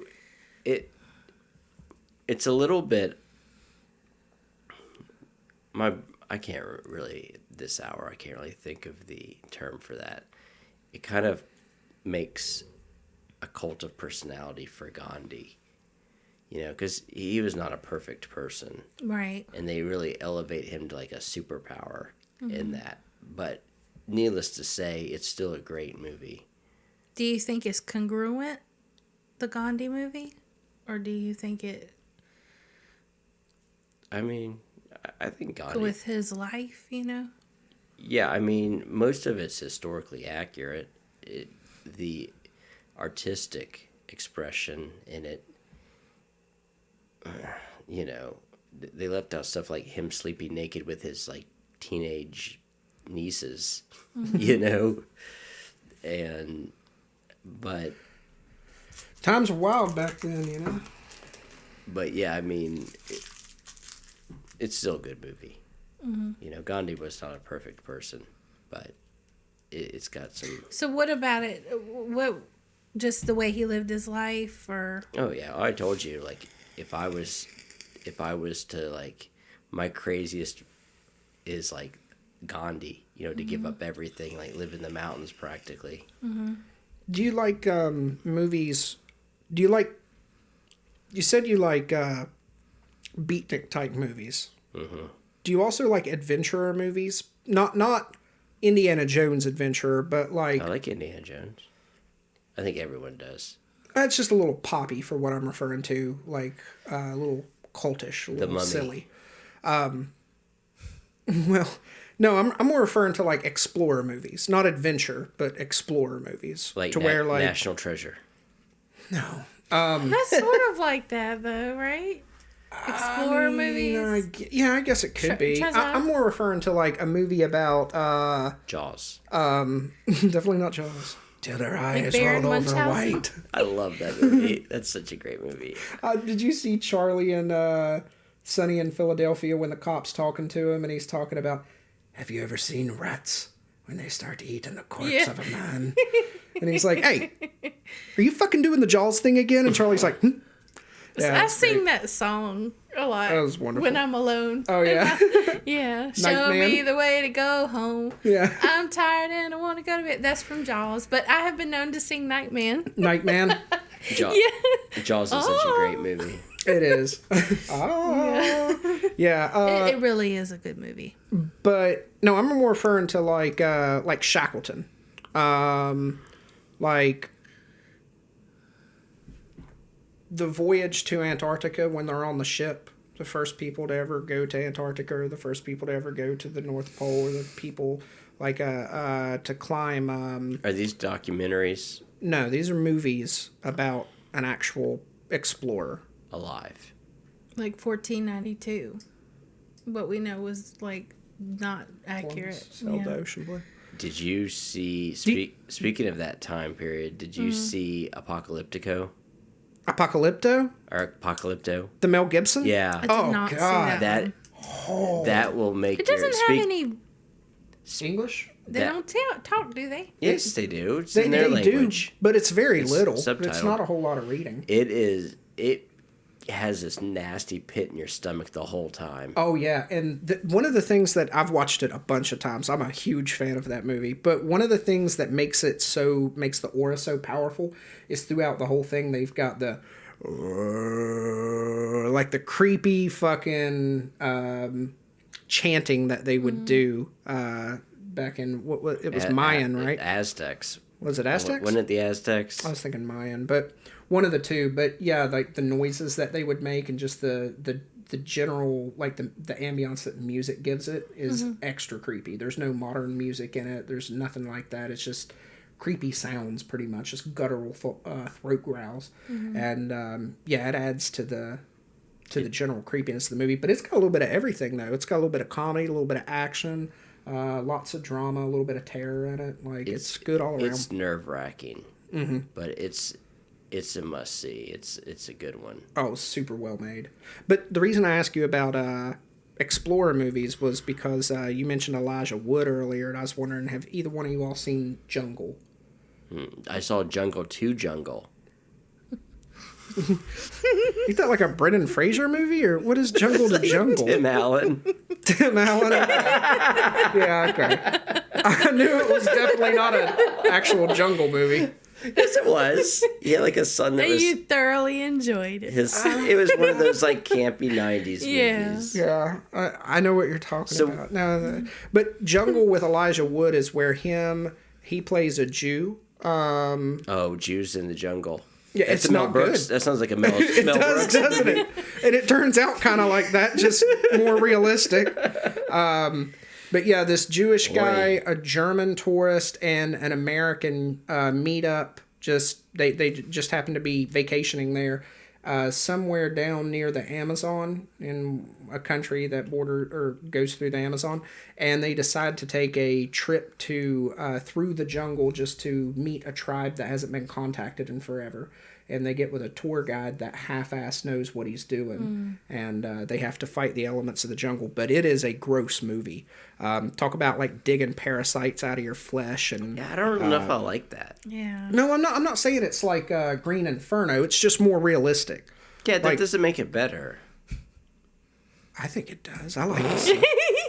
I think Because I want to know, if I'm out in the woods, man, and I got to dig a fucking worm out of my forehead and pull it out, I want to be comfortable with it. That's why I watch those zombie movies before going to war. That's why I watch Alive, just in case I need to eat my friends. I watched Times that are tough. movie. That was pretty gross. I watched that way too So young. So we're kind of getting towards the end of time. Why don't we do what we did with the music? Did you give us our inspirational? No. Oh, say it. Go for it. What is it? Now it's like you gotta do it hurriedly. No, I got time. Don't laugh at me. I've got two of them. Okay. One is Rocky. It's a good movie. It's like my favorite movie of all time. Every time you go up a flight of stairs, it's like... Or just the underdog. Did you like the remaining Rockies, where it felt like Tommy Gunn? I watched Mr. all T? of them. I've seen all of them. So you like the original one, though? The Apollo The Creed? original one is the best one. Did you say the one with Paula Dean? Apollo Creed. Oh, Apollo Creed. Yeah. He beat the fuck out of her. She baked him a cake and he got like a heart attack and dropped dead. I like movies where they don't win, or the couple doesn't end up together. Okay. I like stuff like that. Me and you were talking about this. It seems like, I don't know if it was on air or off air, but I like a non-American ending to where not everything non-American. Not everything turns out and sweet. at the end like of The Rocky, Departed. he doesn't win. Mm-hmm. But he does. He beats Dolph Lundgren. That's 4. God damn it! If he dies, he dies. You got to go back to the original because that's really the one with Danny Glover. that's the cake. No, Apollo Creed, played by Carl Weathers. Carl Weathers. I was like, Danny Glover? So the first one is the cake. The rest of them is like icing on the cake. I don't like sports movies. I'm sorry. It's not a sports movie. What is it about then? Isn't boxing a sport? Didn't the Rocky is. You've never seen the first one? Was Carl Weathers in Predator? Yeah, man. Yeah, I've seen I like Predator. that movie He was in too. Predator. Yeah. So Danny Glover was not in Predator. Rocky. He was in Predator 2? He No is, shit. Yes. He's a thug. What are the chances? Carl though? Weathers. Rocky. Sylvester Stallone. He is a thug. He's a street thug. He's like 30 years old. His dream was to be a boxer. Just like Raging Bull. But no, not necessarily. when you say thug, I think of malicious. He wasn't malicious. He was just. He low was pass. breaking thumbs when they didn't pay the bookie. He was the guy that That's would a break thug. thumbs. Jesus. Yeah. I don't remember that And at he, all. and Okay, I he haven't said, watched Rocky he said, in you forever. should have planned ahead, is what he would tell him, for the money. Anyway, so he's about just Rocky? like, yeah, Rocky. So he was like 30 years old, and he was just completely past his prime. And then Apollo, nobody believed in him. And you get this full story of how nobody believes in him. He's got this shitty little apartment. He has nobody in his life. And he's got a crush on the pet shop girl. And Have I never seen this movie? you've never seen the first Rocky? I've seen it, but it's been so long that all of what you're saying is new to me. Go back and watch So it. it's a possibility I saw it too, and I just don't remember. People need to see it because it's not like the other ones. It's very different. This is a Sylvester Stallone. He wrote this movie. I know he did write it. That was interesting to learn that he wrote it and he couldn't sell it to anybody. He had to pawn his dog in order to make it. He did. That's like a country song. How do I know that? Like, But- I know what you're talking about. But it's so in that vein of complete desperation, complete hopelessness. I guess and then him getting the his movie life made was equal turns. to the difficulty of the challenge That's of the movie. why it was so good, because you could see it written all over Sylvester Stallone's face.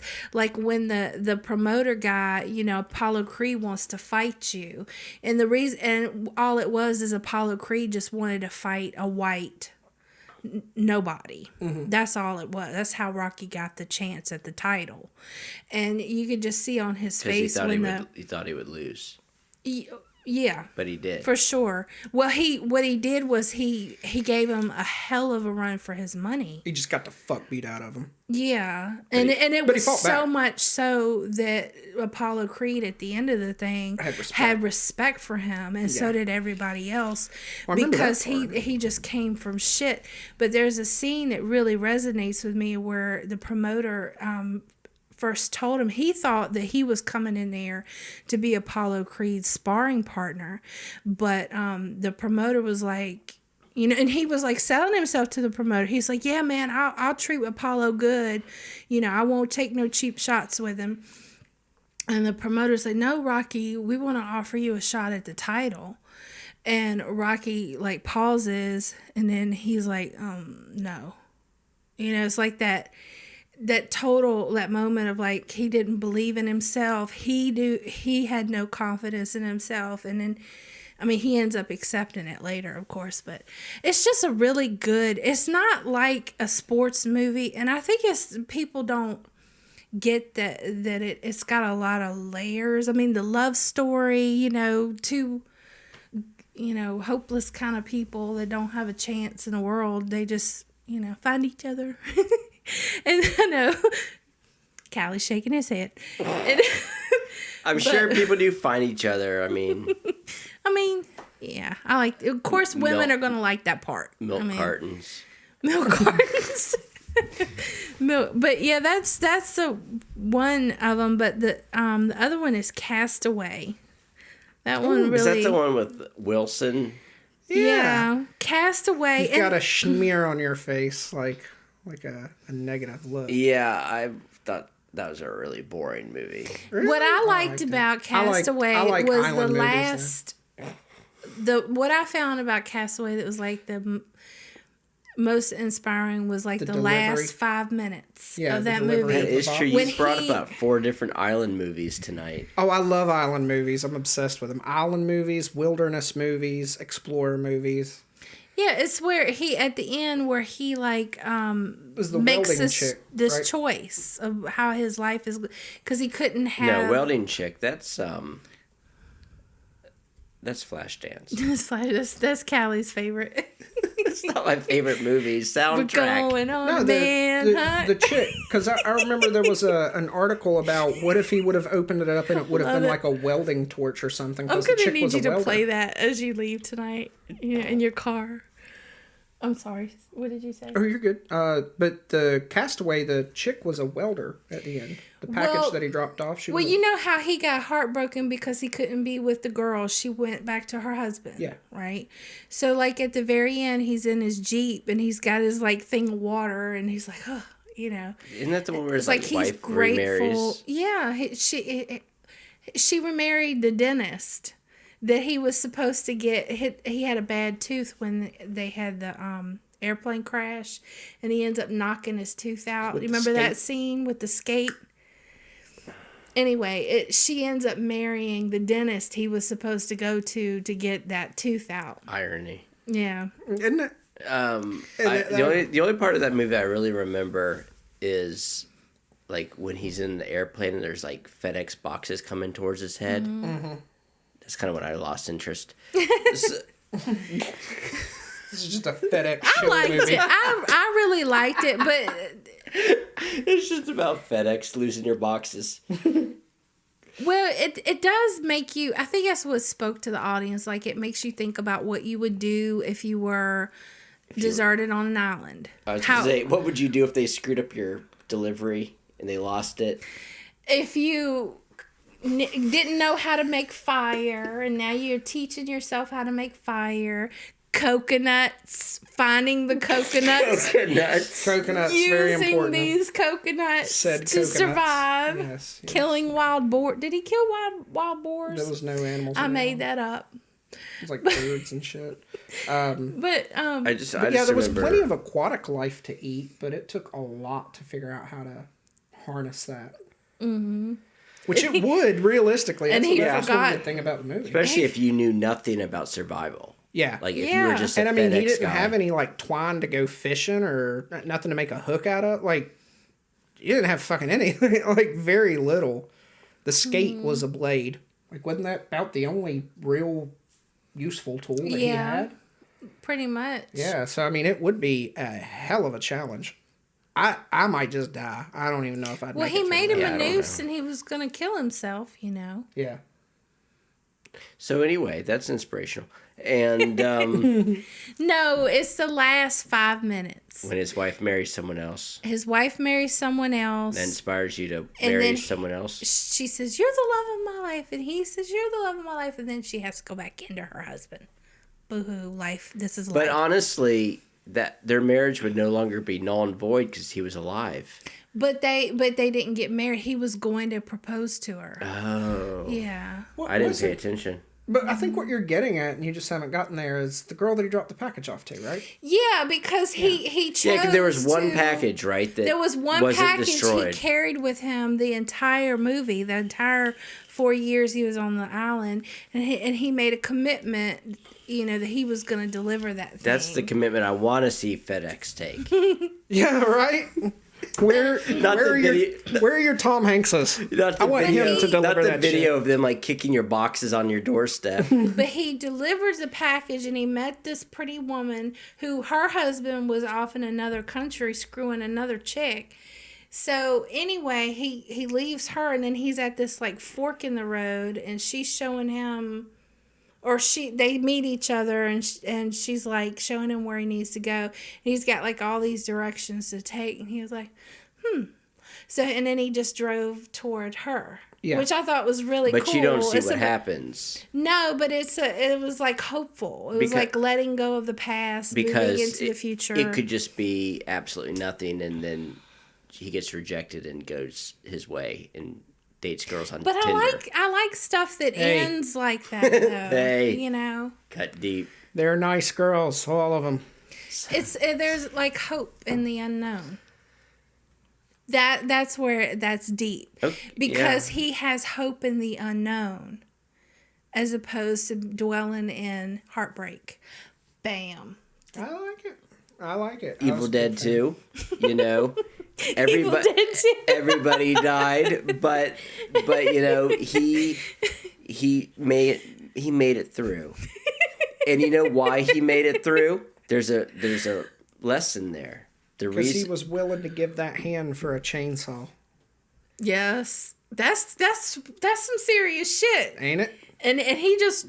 It's about...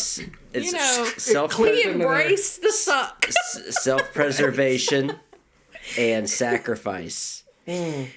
Powerful. He was also a pretty moral, good person, too, by the way. Are you making fun of me because I can project what I want onto a movie? Is that what you're doing?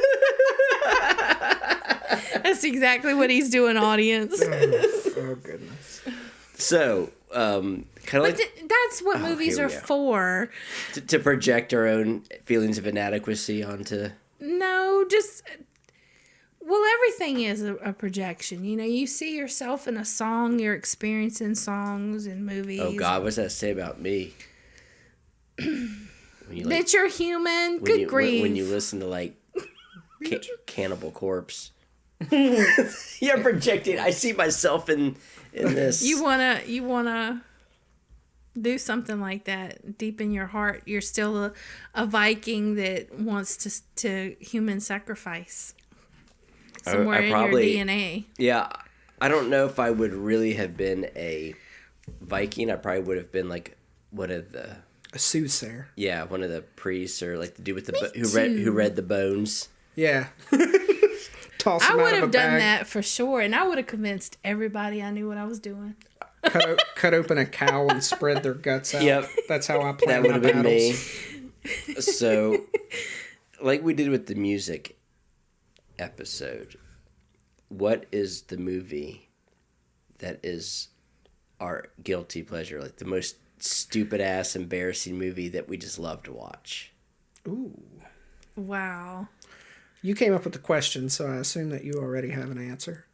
I got a couple of them. I have to really think about it for a minute, but we don't want dead air. All right, let me think. Like, I don't want to admit that I like. I'm trying to think. What is... Because the one that came to my mind, I don't know if it's really stupid. I like Vietnam War movies. Is that embarrassing? It's irregular for a chick, right? To like what? Like watch Apocalypse Now? Yeah. No? You mentioned Charlie Sheen earlier, and it made me think. But yeah, Apocalypse Now. I've probably seen all of them, like even like ones that are lesser known. Mm-hmm. Vietnam movies. My three favorite Vietnam movies are probably Apocalypse Now, Platoon, and Hamburger Hill. But out of the three, definitely Apocalypse Now. Hamburger Hill. Full Metal Jacket was pretty good too. Full Metal Jacket was something else. Full Metal Jacket, though, part of it just doesn't feel like a war movie. Yeah. It feels like a weird big camp movie. Kubrick. Yeah, it was odd. And even the war scenes in that seem kind of weird. I like when Animal Mother, like, with the dead body. Oh, yeah, he's like posing, taking pictures with them. He's like, I can't remember what he said, but yeah, it was fun. There's this one movie that was like really haunting to me where they, it was Sean Penn and Michael J. Fox. Oh, yeah. And they took one... A Perfect Soldier or something like that? Teen Wolf. Teen Wolf. Yeah, the girl at the end, the railroad. Yeah. Yeah. But see, I don't. That was a haunting. Do you really think that it was a creepy feeling movie? Do you really think that Casualties of War? Yes, it was so good. That's it.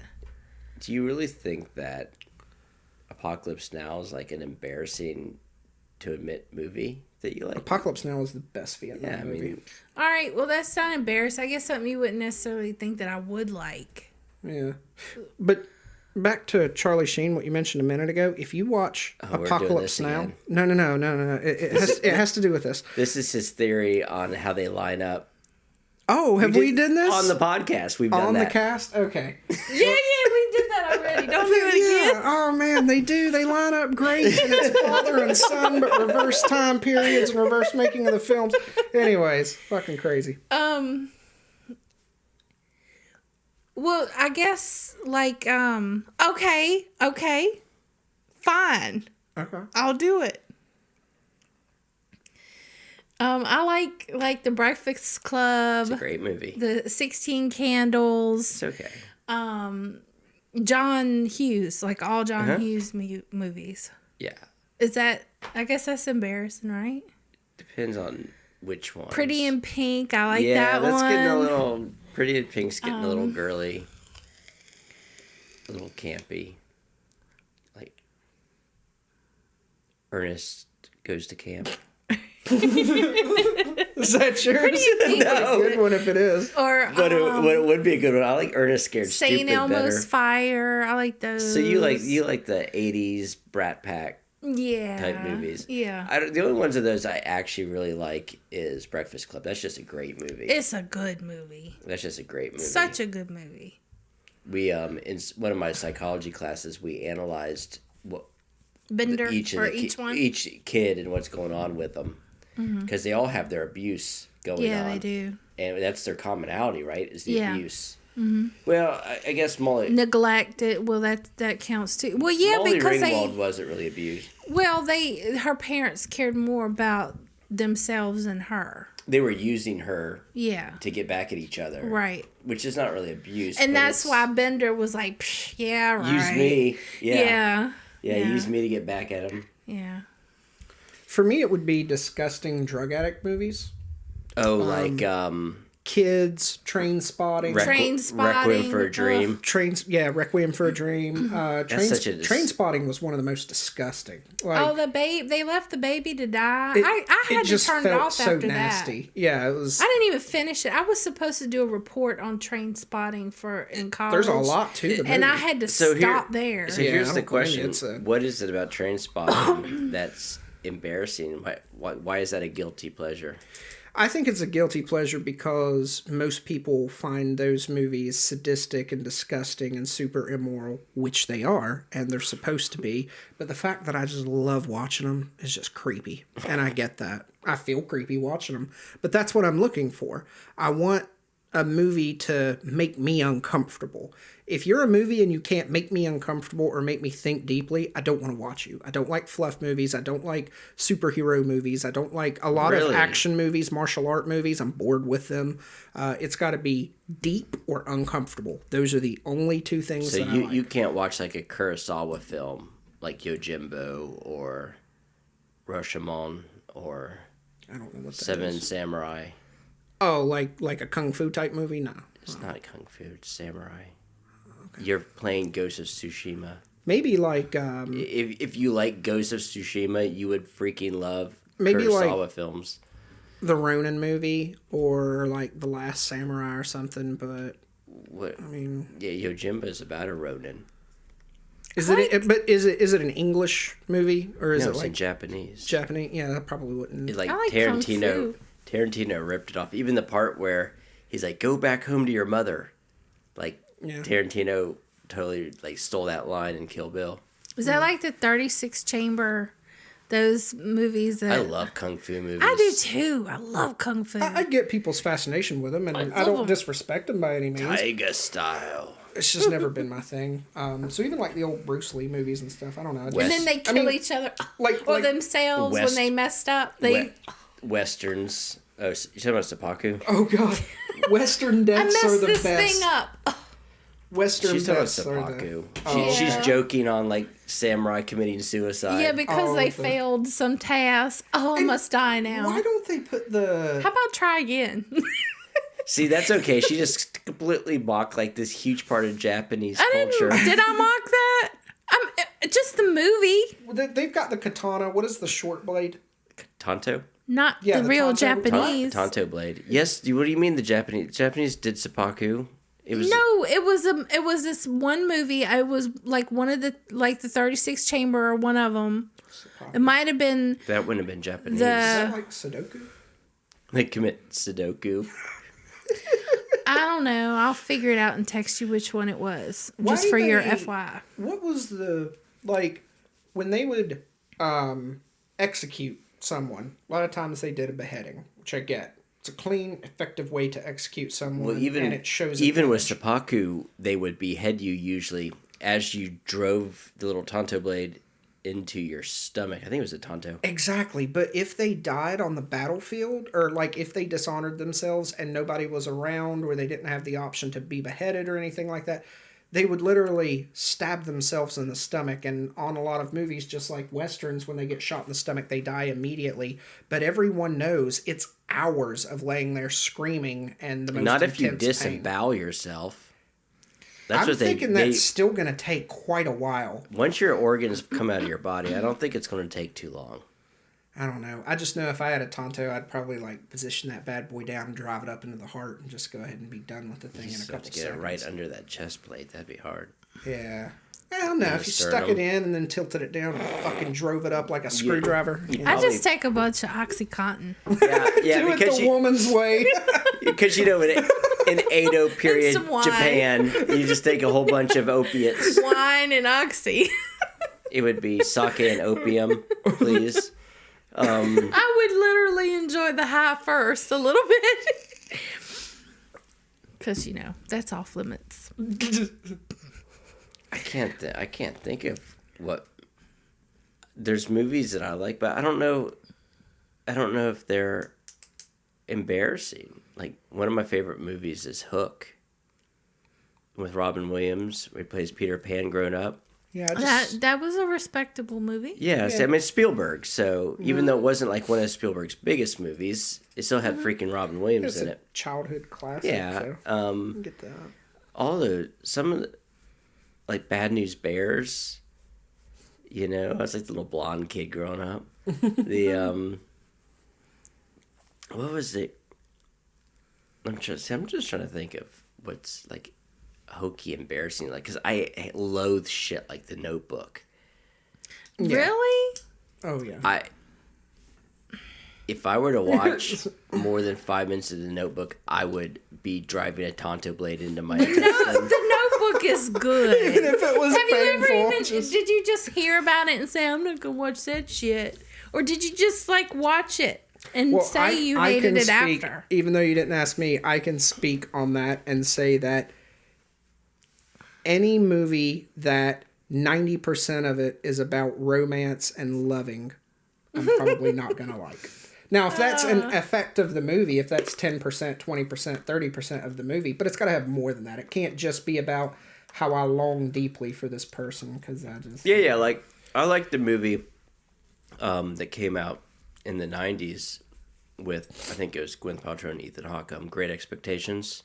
That was a very good movie. And that's a book. And it's Charles Dickens, of course it's a book. Of course it's a book. And, but actually it's a very boring book, because Dickens got paid by the word. The movies actually, I thought, did a better job than the book. I like Dickens. I like his stories. I don't like to read his stories, though. Kind of like... So you like where she screwed with his head for all them years? And I'm it's getting a a window into Callie's brain. It's a romance. And her grandmother taught her to screw with guys' heads. Because she got left at the altar. Yeah. And that's a pretty cool one. That's very artsy, though. Yeah. And I because can't remember. Do they end up together at the end? yeah, Okay. I guess they figured they finally met halfway. yeah. What are some campy 90s movies that I just... Ernest. That's 80s. And Ernest Scared Stupid is great. Singles Was is Ernest good. 80s? Did you ever Singles see is, Singles? Singles is good. That was a good one. That was like a Gen X little package for people. It was, yeah. It's very, very grunge era. Matt Dillon was in like a grunge rock band one day. And they the girls wore the combat boots, which I remember. Oh yeah, I used to like girls in combat boots. I think that's coming back actually. Yeah, most fashions Be nice. recycles 20 years. What are some more really campy 90s movies? Campy's 90s. Like give me a genre, a comedy. Yeah, more like kind of family comedy. That I feel like my How about wife. War Games? My wife. That's 80s. My wife and I will watch like Dennis the Menace. Mm-hmm. Oh yeah. And why am I thinking 80s? Like My Girl. I've never seen My Girl. Like Home Alone. Mm-hmm. Home Alone. That's a great one. Trying to think of any. Babe, the one with the little pig. Charlotte's Web. Charlotte's Web. I like that. Believe it or not, I like not the one with Dakota Fanning, but I like the Charlotte's Web with from the cartoon from the 70s. Yeah, I do too. That I grew up on. I just can't watch it because Did you ever watch? There was. I can't watch the ending of it.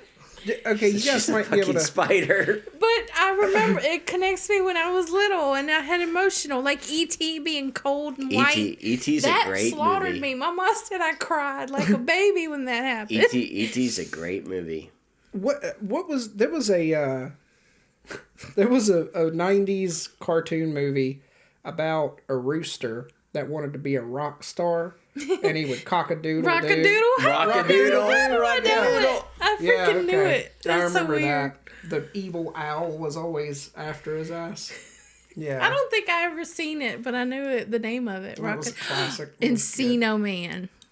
That was Brendan Fraser. That's early 90s. Pauly Shore. Yeah, do you remember fucking Biodome? Biodome! That's a guilty type pleasure. Yeah, that is guilty pleasure. Oh, I got it. Even worse than Biodome. Fucking, was it Son-in-Law? Oh, Jesus. Where he's like, I like Son-in-Law. they like bring him back to Nebraska. Yeah. His name is Crawl. Yeah. That's with like a the guilt. Republican Son-in-Law was rough. parents and I can totally, that is a guilt, like stuff like that. Like there's bad 90s movies. Yeah. And That was pretty bad. You know they're not good. I think the next generation after that, their bad movies that were the equivalent of that, in my opinion, were like American Pie. American Pie. Yeah, was like the equivalent of that. Well, American 10 Pie- years later. Maybe not the next generation, but No, American Pie was definitely mine. I'm thinking American Pie was like my generation's version of the John Porky's. Hughes. Porky's. You remember yeah. Porky's? Porky's Yeah. is great. We were talking about Porky's. Yeah, I just staff watched meeting. it the other. I've watched Were you Porky's. really? Yes, were you not there? For a district? Yes. Oh, okay. Me and your boss were talking about Porky's. Why don't I remember that? Because I just watched Porky's for the first time since I was a child the other day. Porky's And I was is like, a trip. this is ridiculous. When That they all was met for the Kim prostitute. Cattrall. Oh yeah, she was- hot was- legs or something. I She can't was remember. the gym teacher that was getting it in the... Is she barked or barked Yeah. when she came Like, or something?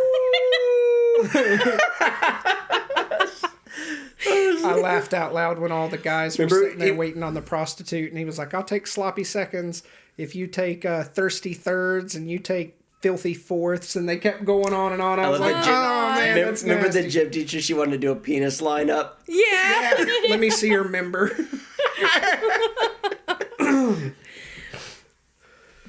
Goodness. That was ridiculous. Those are kinda I don't guilty. even remember it, Those are- but I haven't seen it in like 30 years, Those 20 are years. okay. Yeah, those are like a guilty pleasure. That and something that's in the same vein as like Revenge of the Nerds. Oh, I love Revenge of the Nerds. Remember I don't where care. They put I the love cameras them. in the girls' sorority house and I shit. even like Revenge of the Nerds in Paradise. Like the second one. Yeah, where they go like to Florida or something. Yeah. I just love those movies. I don't care. Yeah, no, that's Yeah. coming. And they're not good, but they are. Well, the first Revenge of the Nerds was really good. I thought it was very good. You didn't think it was Based good? on what criteria? Based on complete ridiculousness. Well, yes, as Because a who comedy. cares? Yeah, as a comedy, and because I also liked like the Naked Gun movies, and Mm-hmm. before his show Police Squad. Oh yeah, Before that Frank Drebin was based on. yeah. There's When I think of Naked Gun, I always think of Down Periscope and Kelsey Grammer. Kelsey Grammer. That's a great one. Isn't it? So You should watch Down Periscope with my dad. He will ruin it for you. Oh, really? It's like, they That's would not never real. let a commanding officer. I'm like, Dad, shut up. Yeah, I could see that. That's why a lot of people don't like my ex would hate watching military movies with me because I gotta pause this, and then it'd turn into like a 15-minute rant on what type of artillery we actually used versus that, and she would be like, you know that no one knows that except you, right? And no one gives a shit except you. And I'm like, it's not untrue. Yeah. That's why, like we mentioned in the other podcast, I can't watch, like, I gotta watch a Vietnam movie if I'm gonna watch a war movie. I can't watch an Iraq war movie. It's just, it's not personal. It's not like I'm sitting there like, oh no. It's like, I see the little things and I can't help it. I used to watch things with like profound sadness. In Vietnam, it just had so much profound sadness. It's like if I watch It is, that was one of the, that had to be, what do you think real quick was the scariest war to be in? Like if you were there for years and you experienced all the frontline combat, and what do you think would be the most in terrifying? history. American wars. Oh, American. Let's think not revolutionary, not Civil War. Why? Modern American wars. Why? Why not that? I think the Civil War would have been terrifying. Both of those would have been, but no, I'm just looking at like more modern wars. What made the Civil War so terrifying was it was modern Right weaponry, there. but still Napoleonic battle styles. Yeah, and that would you be just scary. fucking lined right up in each I other's don't know face why and I shot. don't. I think of those as more of. Well, they are. They're more historical than what I'm referring to. I'm referring to like World War One and beyond. I don't know. I feel like that's a different. I feel like that was a whole different country at that point. I don't know, because war is so terrifying. The nightmare of trench warfare and mustard gas and shit would have been awful. So you're thinking World War One? But you think of like Omaha Beach, even though it is harrowing, like being a journalist during the Trump era. Yeah. The face you made and the sound. Oh. God, just repulsed by that ignorance.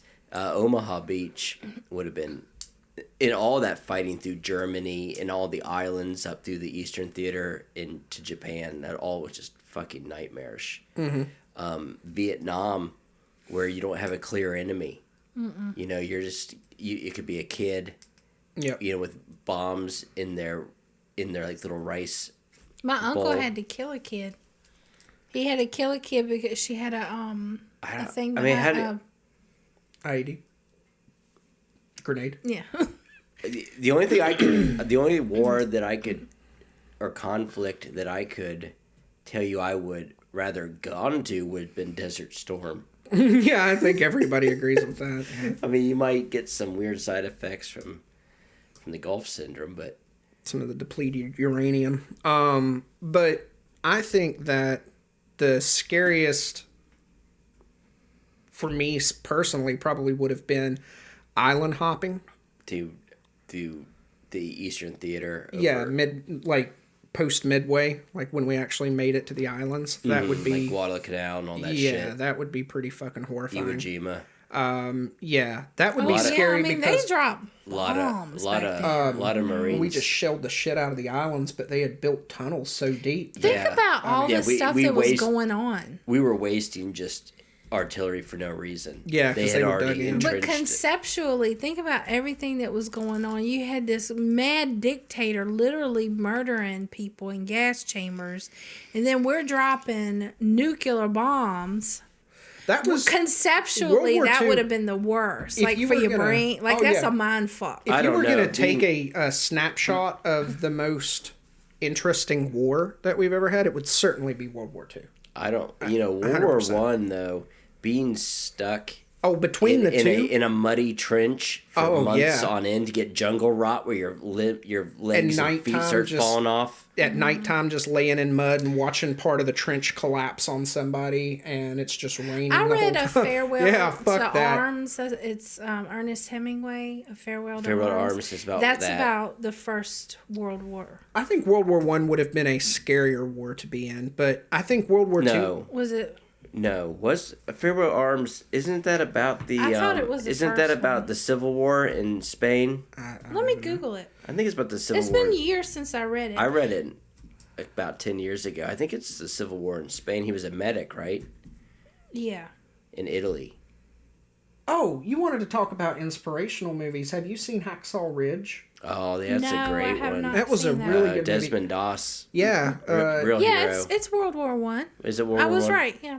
Not that I'm. This guy's a medic. Yeah, though, I'm gloating this time because. in Yeah. Hacksaw Ridge. I have he not wants seen to- it yet. But Oh, really? Well, but- I'm not going to tell the ending, which... but Hacksaw Ridge. I mean, Hacksaw Ridge I know was the really ending good. because I know the Desmond Doss story. the history. But he was a medic, and that's all he wanted to do, and he refused to carry a rifle. And refused to kill anybody. And he saved fucking, I don't know how many people. But the movie itself was heartbreaking. It was pretty gory. Like, it was a pretty intensely gory movie, but he saved a ton of people by going out and doing brave shit and bringing them back in. All right, I'll check that one out. Oh, it was He- good. he And it was, was a new movie. It was well done, well acted. Mel Gibson did it, right? Did he? I don't know. It was, Desmond Doss was a pacifist, but not a coward. No, he But- wanted but to do they- something for his country. He wanted to serve. But they shat on him all the way up till he saved their freaking lives. He saved so many people. It was Like ridiculous. 88 or something insane. With like Yeah. he got shot like 4 times. Yeah, but the luck that he had, though, too. Yeah, well had- they weren't lethal wounds, obviously. Yeah, but I mean, the luck of going out and saving that many people and coming back is just unheard of. It made- But he was super. He gave all of his luck to higher power. He was very religious throughout the whole Yeah. movie. Oh yeah. Yeah. Yeah, it wasn't quite the same as Forrest Gump saving everyone. Yeah. Forrest. Wallace. That's all I gotta say about that. But World War One and World War Two definitely would have been more afraid of World War One. Just the atmosphere. There was That's what I'm talking about. But World War Two island hopping on the. If you've seen, Brothers in Arms or is Band it of Brothers. Band of Brothers. You've seen the Pacific too. Mm-hmm. Okay, the Pacific, when they're doing the night raid and they're sitting there looking at the palm trees swaying in the dark, and then you just see gunfire erupt from the palm trees. That was just a freaky scene to me. I was like, man, that would be terrifying at nighttime. But that would probably be number 1 for me, and Vietnam would definitely be number 2, because Vietnam was creepy. And one of the things that adds to the Vietnam freakiness to me is that it was the psychops that they did. When they would get on the megaphones and get on the radio and just to fuck with people's heads. Like, that had to make it extra on a creepy. psychological level, Vietnam would have been awful. Mm-hmm. But World War II just seems like the worst. Like liberating all those I concentration guess it's just camps the one and thing, and that would be freaky, but the mean, one thing can you I'm thinking of... just big burn pits of corpses. Right, that would be terrible, but I'm thinking of, like, walking Omaha through, like, the beautiful pastures and walking into cities and stuff. Like, And a bunch of Germans shooting at you and killing you. but what I'm saying, though, is the scenery. Like, it wasn't a jungle. It wasn't... No, it was... You know what I'm saying? Yeah, I It see was- what you're saying. Like, if it wasn't war, the that would be a elements. painting. That would be a... Yeah. What's his name? Because we were in Vietnam, we were on their turf. They knew all of the bush. Right, We but didn't know shit. if you didn't have soldiers and artillery there, that would literally be a Norman Rockwell painting. Like, that's what I'm and it was getting at. easier to navigate. Yeah. Because it literally wasn't bush. Well, up and we to- were well-made fighting, roads, and we were etc. fighting a standard army, not guerrilla warfare. Yeah. So for all of those reasons, but if you include mass genocide, nuclear weapons, the whole world at war, then yeah. But I'm talking like if you were personally standing there, I'd rather be having a firefight in like a city or a cow field versus a jungle any day. Because like I had a professor that instructed me, and he was special forces in the army, and he got out the rank of colonel, and he actually got battlefield promotion from enlisted to officer. So like all the officers died, and they were like, who's a sergeant? All right, now you're a lieutenant. So that's how he started, and by the end of the war, and by the time he retired, he got colonel. But while he was in, they pulled him for a little while to do psychological ops. which was really cool because he got to describe all of that. I wanted to to get in PsyOps. Yeah, so it's much. It's pretty wild. And that reminds me. Also, well, we're kind of at our time now. But that's a whole different story about how my dad ruined the Star Trek movie where Captain Kirk got promoted in the field. Oh, did he? Well, battlefield promotions happen. They don't typically last though. Well, before we wrap up, I should tell you, I did watch The Joker again. Oh, we were going to talk about Jokers. We didn't even get to. We'll have to do that another time. That's right. We can pick it up another day. Did you watch The Joker? No, not yet. I watched some clips. I don't think I'll like it. Okay, I watched. I couldn't make it through the Batman, like the Dark Knight. Really? I told you I didn't really like Christian Bale. No, I love Christian Bale. I was telling you I couldn't enjoy action or hero movies and action movies. That's exactly what that is. It's a Batman movie. It's the two movies that I don't like put together. And I saw what you were saying about Heath Ledger. Awesome acting from him, and I liked his character and everything. But I just can't handle when one person walks in and everybody's got machine guns cocked and ready at them, and they somehow disarm all 7 of them and punch them in the face. And you got to have a gun, or you've got to sneak up behind them or something. But he's Batman. Yeah, exactly. Yeah. I was like, if it was Superman, it might make sense, because if he got shot, he'd be okay. He's an alien. But you would have had to see the first Batman, because that buys you in, because it shows you all of his training by Ra's al Ghul or whatever his name he was trained as a ninja. Ra's. Okay. Ra's al Ghul. But it's 8 mercenaries with assault rifles, all pointing at you in the middle of a ballroom. But he's a ninja Batman. Okay. That's literally ninja. That is literally like ninja. I can cut this 1911 round. I can cut this 45 with my katana. Have you not seen Ninja Turtles? Ninjas can do anything. Exactly. Everything. And this is I couldn't break down my realism to enjoy the movie, because I would be enjoying it, the acting, the plot, and everything, and then when it came to the fighting scene, I would literally fast forward through it. You watched the movie about 2. some dude rebirthed as semen going into his sister, because that's plausible. I would say it's more plausible. I would say it's more plausible than beating up 8 well-trained mercenaries with assault rifles. That's a stretch right there. Yeah, no, no. Well, the thing is, we've never seen what happens when you die, but we've seen what happens when you try to punch military people that are aiming rifles at you. Something tells me you don't get rebirthed as semen and coming up through some dude's penis into your sister. But that's just you guessing. I know for sure what happens when you try to punch people that are pointing guns at you. Not ninjas. That's that is true.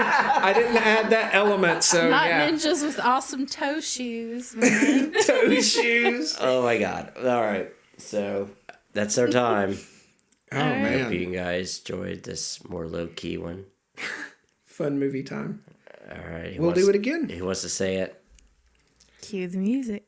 Cue the music. Cue the music.